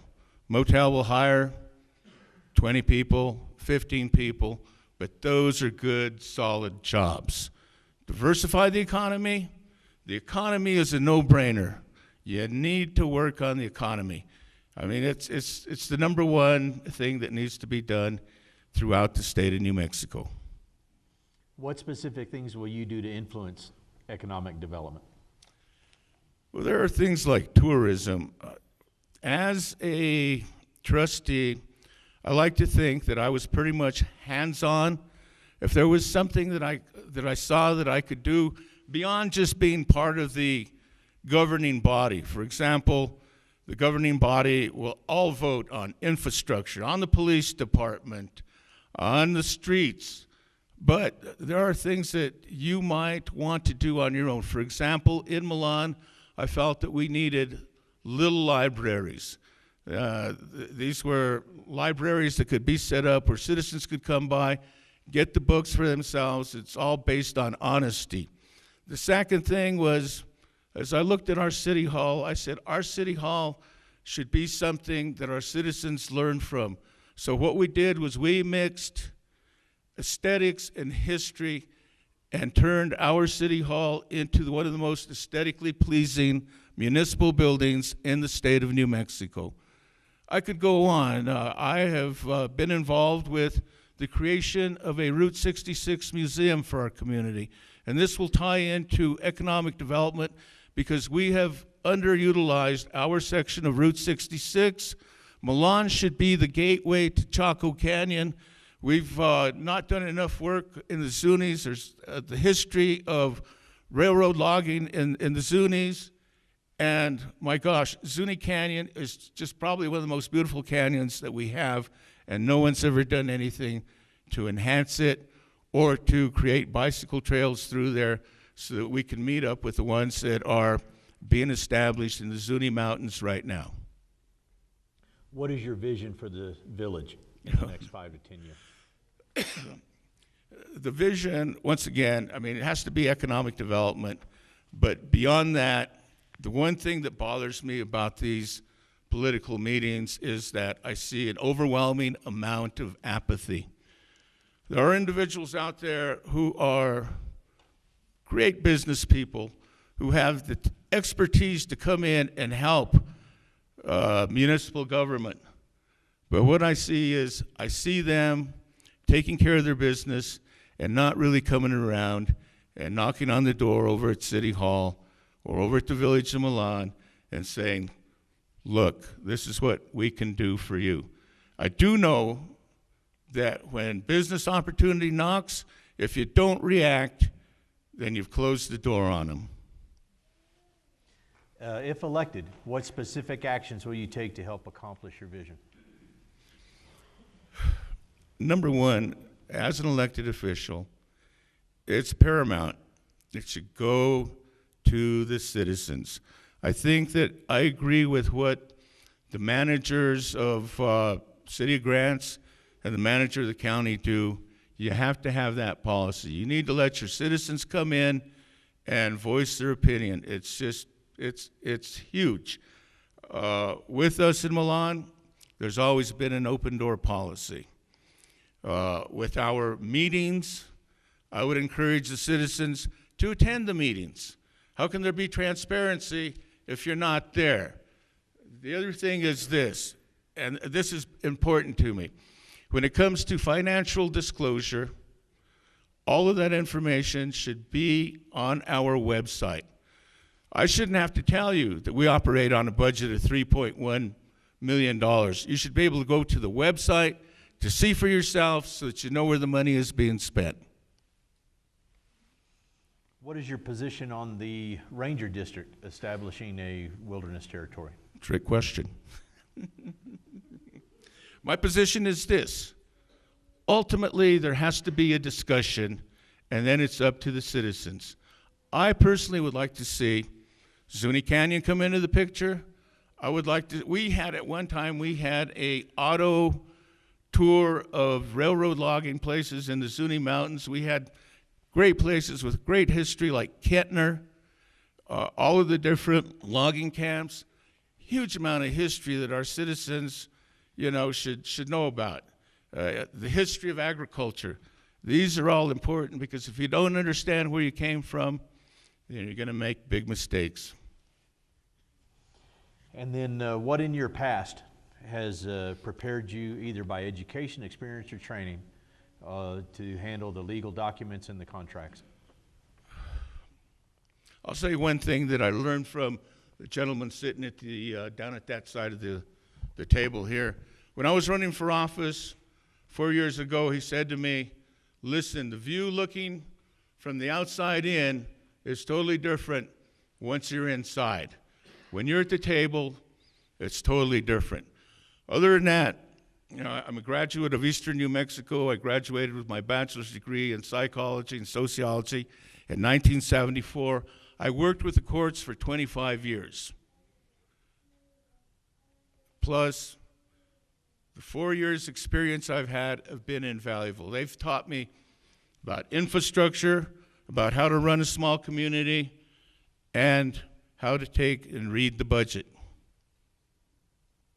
Okay, that finishes my questions. Is there a question from the audience? Okay, at this point, you have the opportunity to state your platform. Thank you.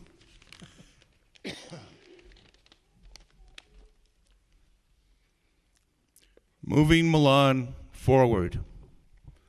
I have a vision that takes us back to the garden that was once the village of Milan. A vision leading us onward to a future of economic development that includes tourism and the development of our industrial park.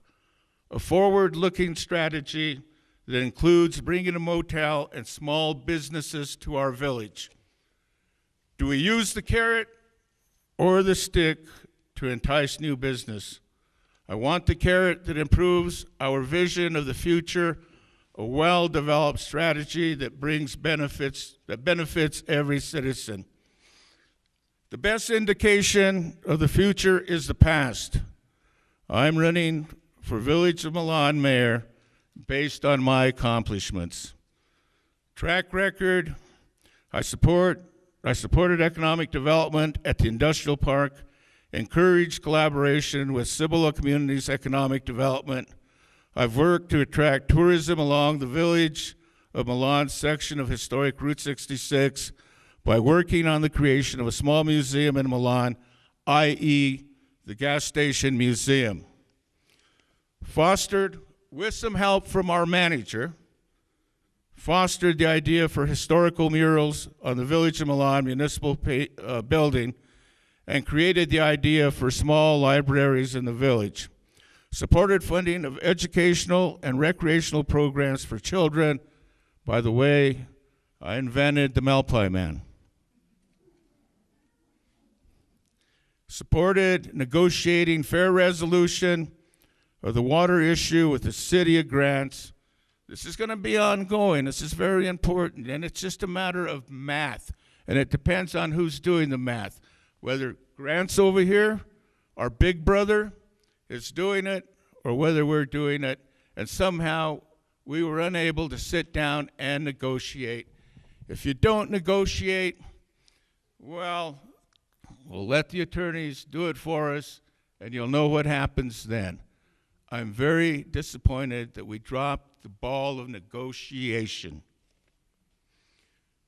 I'm a member of the Northwest New Mexico Council of Government. In the 4 years as a trustee for the Village of Milan, I have only missed one board meeting for the village due to illness. Let's move the Village of Milan forward. Thank you.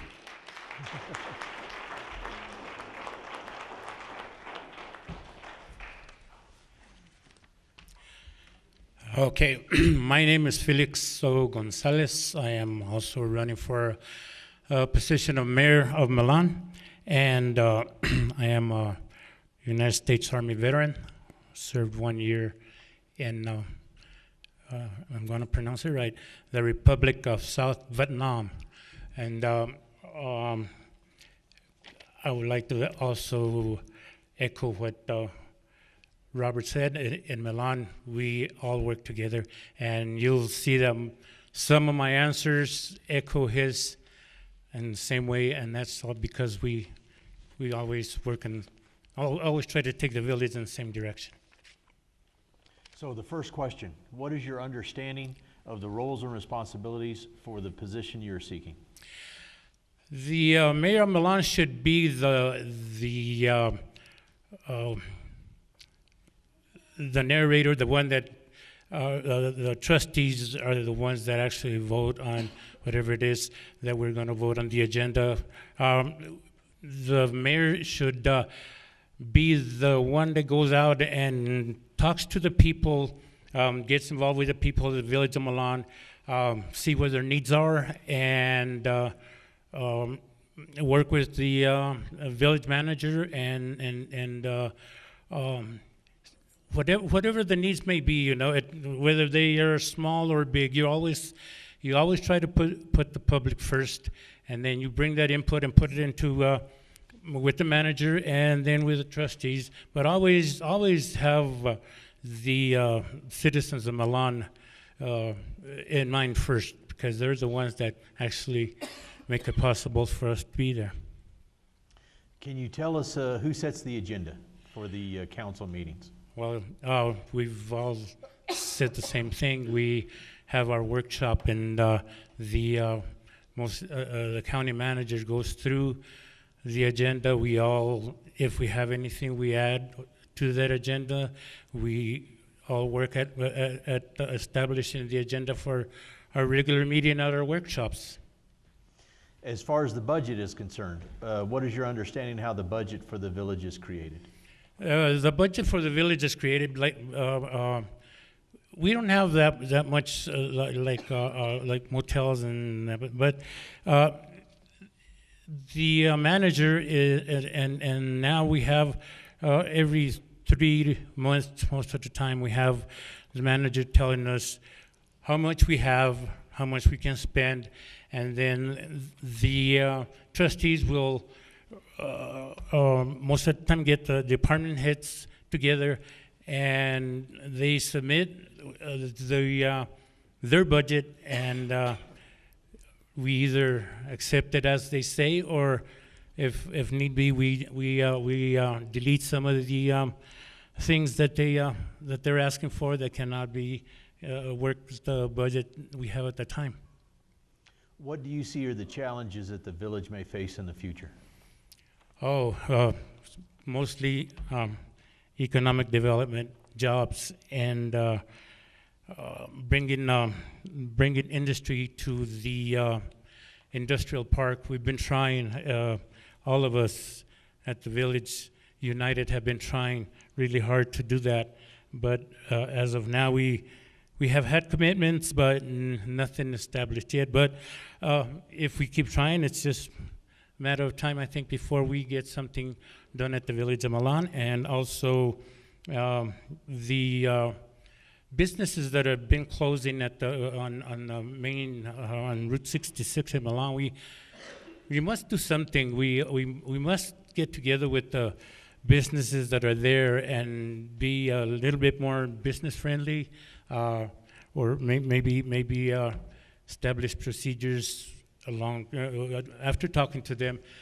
But we need to try to work with those people so they don't just up and go. What specific things will you do to influence those economic development?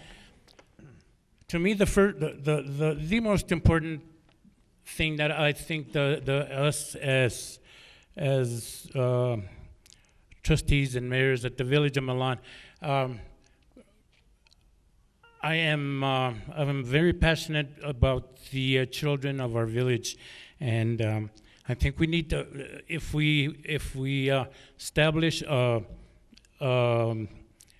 places where they can go and where they can not just study their whatever but work with hands-on work, somewhere where they can have woodwork, art, anything that the kids desire to do, because that's going to be our future. And bringing in, like I said, bringing in keep trying to bring in businesses and to the industrial park. Mostly, we all mentioned the industrial park because that's the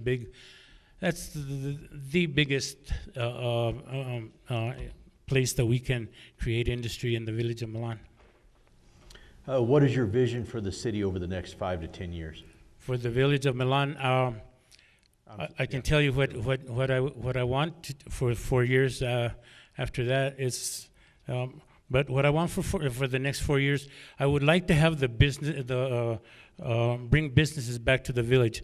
I would like to have the Route 66 promoted as a tourist attraction.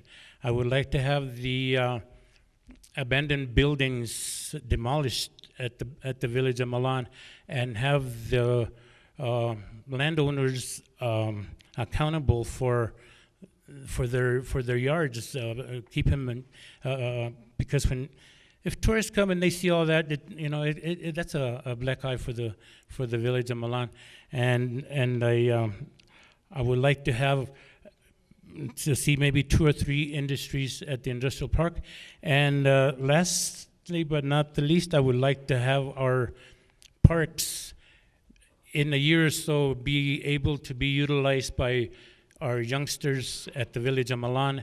We have 2 parks that are just sitting there most of the time, but I would really like to have that, to have basketball, volleyball. Other than, we have beautiful soccer, but other than that, I'd like to have baseball and flag football, so our youngsters can exercise is good for the young people, not just this kind of exercise, but running around. And I would like to see that done before the 4 years if I'm elected. And if elected, what specific actions will you take to help accomplish your vision? With the industrial park and that, we have to work with economic development, and that's a must. We need to work with them, and we need to, like I said, be very business friendly and promote the village as a business friendly community, and there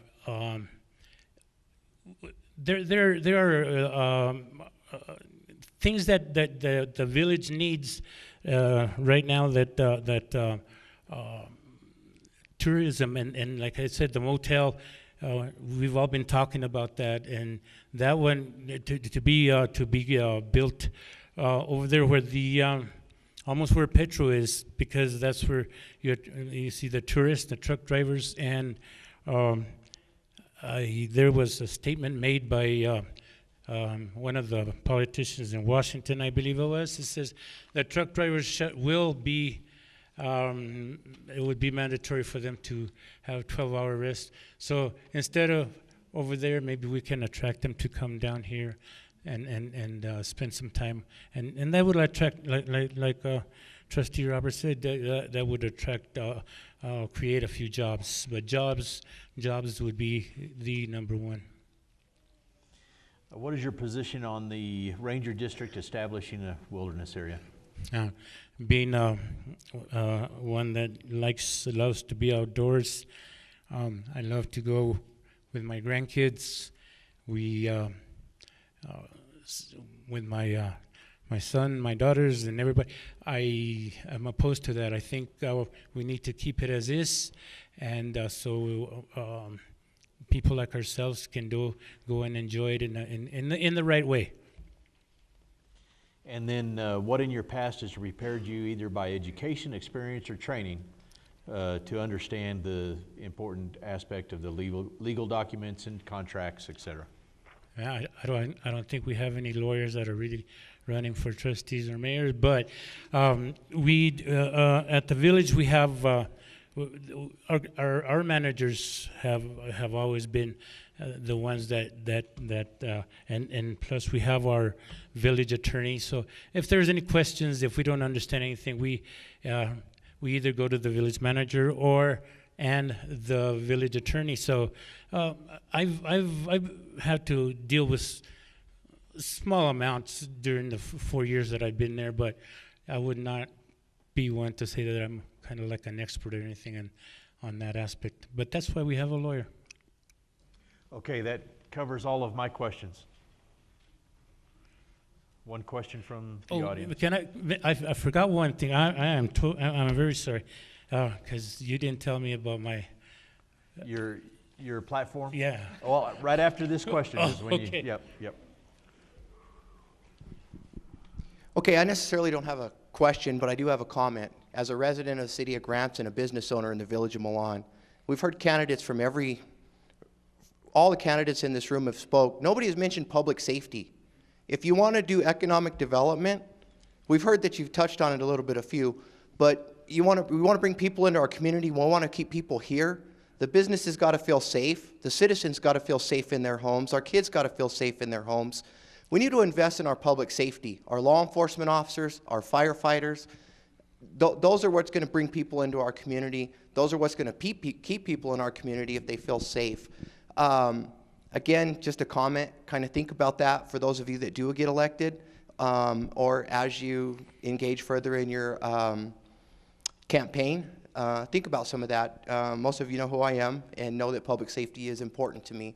I love it, and I want to see that our city police officers and our village police officers, I work with them every day. I want to see that they have the tools and the resources and the budgets they need to continue doing the job that they do and provide and make Cibola County, City of Grants, Village of Milan, a safe place to work and a safe place to live.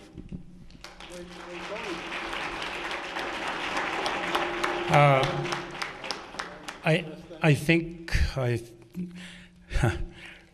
Tony kind of beat me to it, but okay. I had it written down here, and that's So why go I ahead- was. go ahead and state but your I saw him coming up, and I was telling you, hey, Oh, me okay. first. You know, that's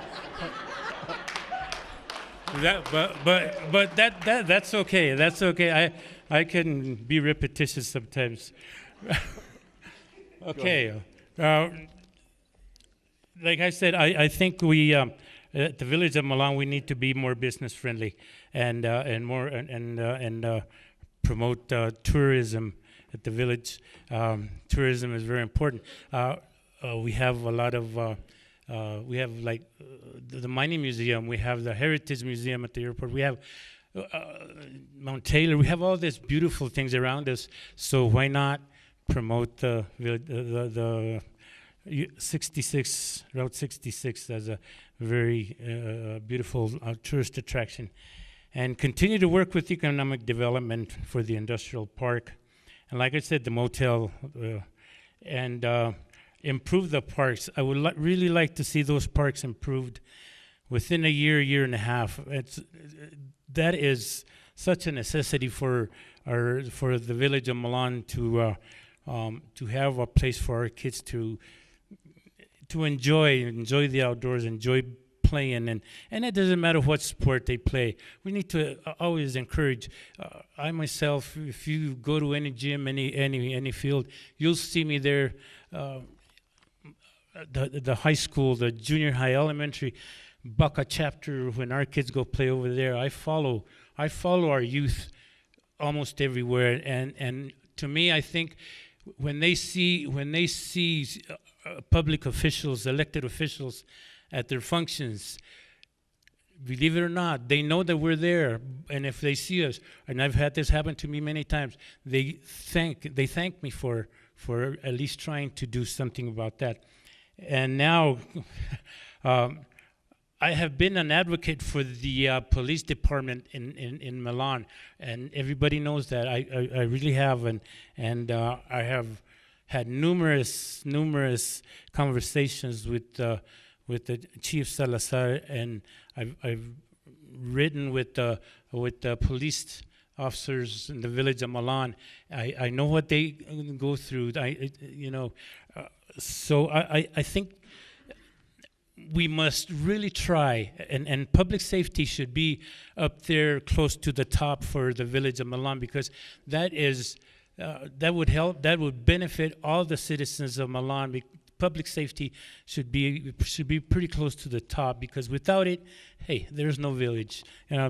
Kids would go crazy. So the police department in Milan, they get involved with, like myself, I volunteer at the Milan School for fundraisers.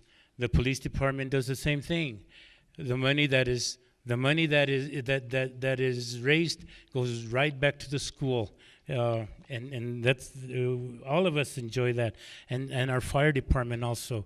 We must keep the fire department, who are the first ones they call, when something happens. Fire department, police department, fire department, first responders. We have the best in the Village of Milan, but we need to do more so they can continue to be the best. Thank you very much. Okay, we're going to get started back up with it's going to be short and sweet for the municipal judges. they're only going to have to worry about 3 questions, okay? So, yeah, wrap this up, get out of here. So for us to get started, I need it quiet. So if you're exiting, go ahead and exit and visit out there. Otherwise, let's get it quiet here. So just like the other candidates, I gave them the list of the character qualities, and they've had a chance to take a look at it. So what 3 are you comfortable with that describes you? I am brave. Brave? I am just. Just? Justice. Being a justice, yeah. Yes. Just? And I am compassionate. And compassionate. And compassionate. Brave, just, and compassionate. My 3 would be attentive. Attentive. Self-disciplined. Self-disciplined. And decisive. And decisive. And decisive. And then which one is tough? What I need to work on more is patience. Patience. I can relate to that. Yeah, And patience. it would be flexibility. Flexibility.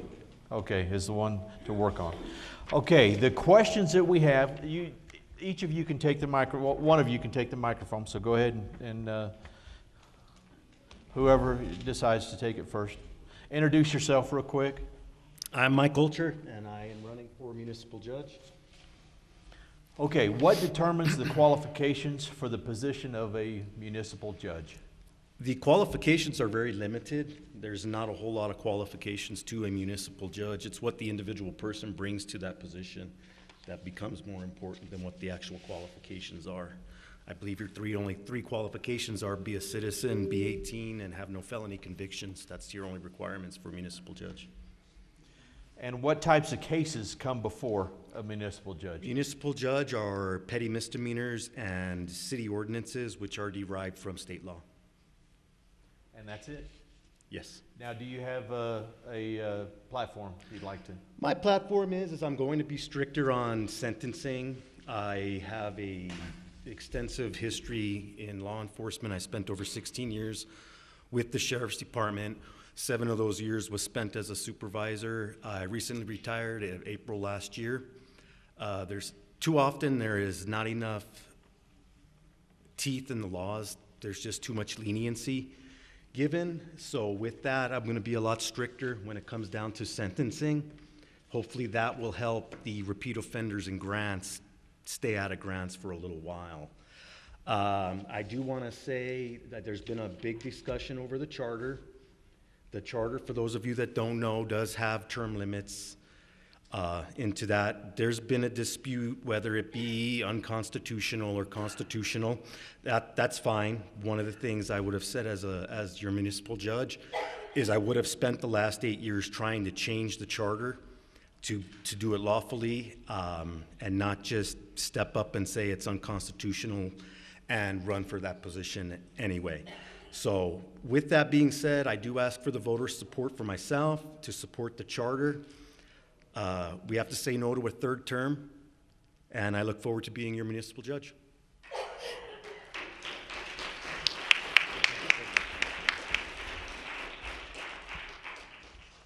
Oh, yes, introduce yourself. My name is Elise Larson. I'm your municipal judge for the City of Grants.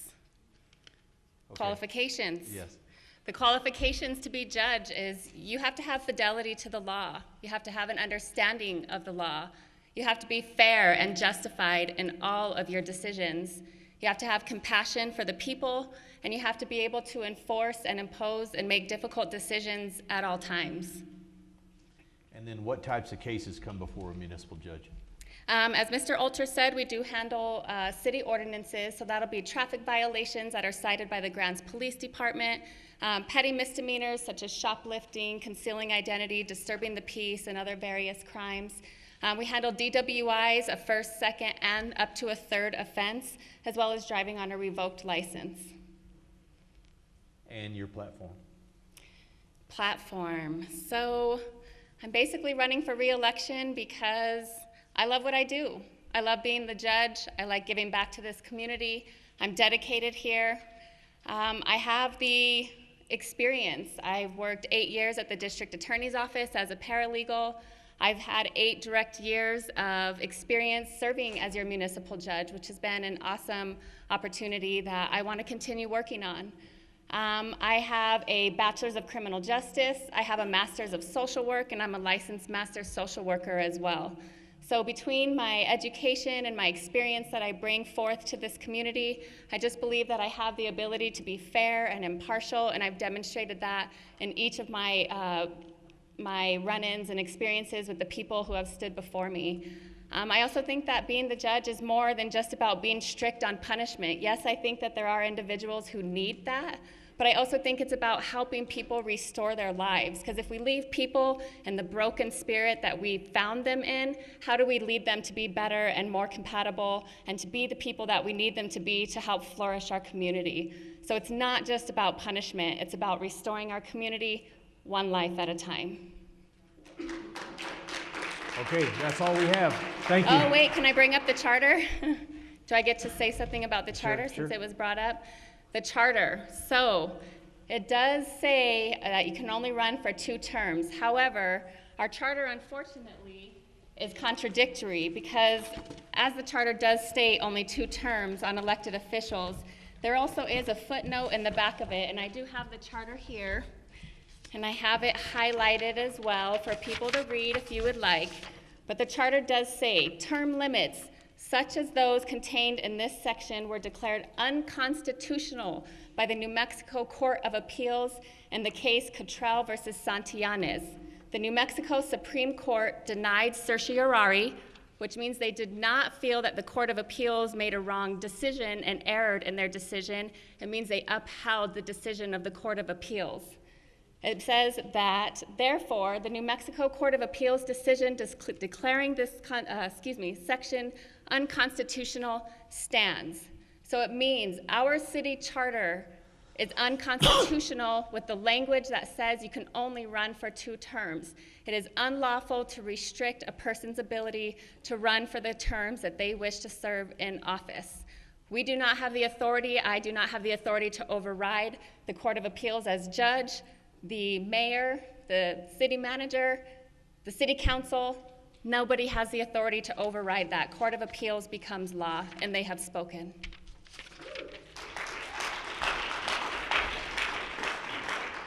I would just like to add a little bit to that. Like I said, we could debate this back and forth all night. The only part she did leave out was the New Mexico Constitution, which states that for county and municipalities, the term of office shall be provided for in the charter. Also, the case that she keeps referring about is a 23-year-old case out of Albuquerque. I don't know the exact ins and outs of that case, or if it's even similar along the lines of what our city charter is.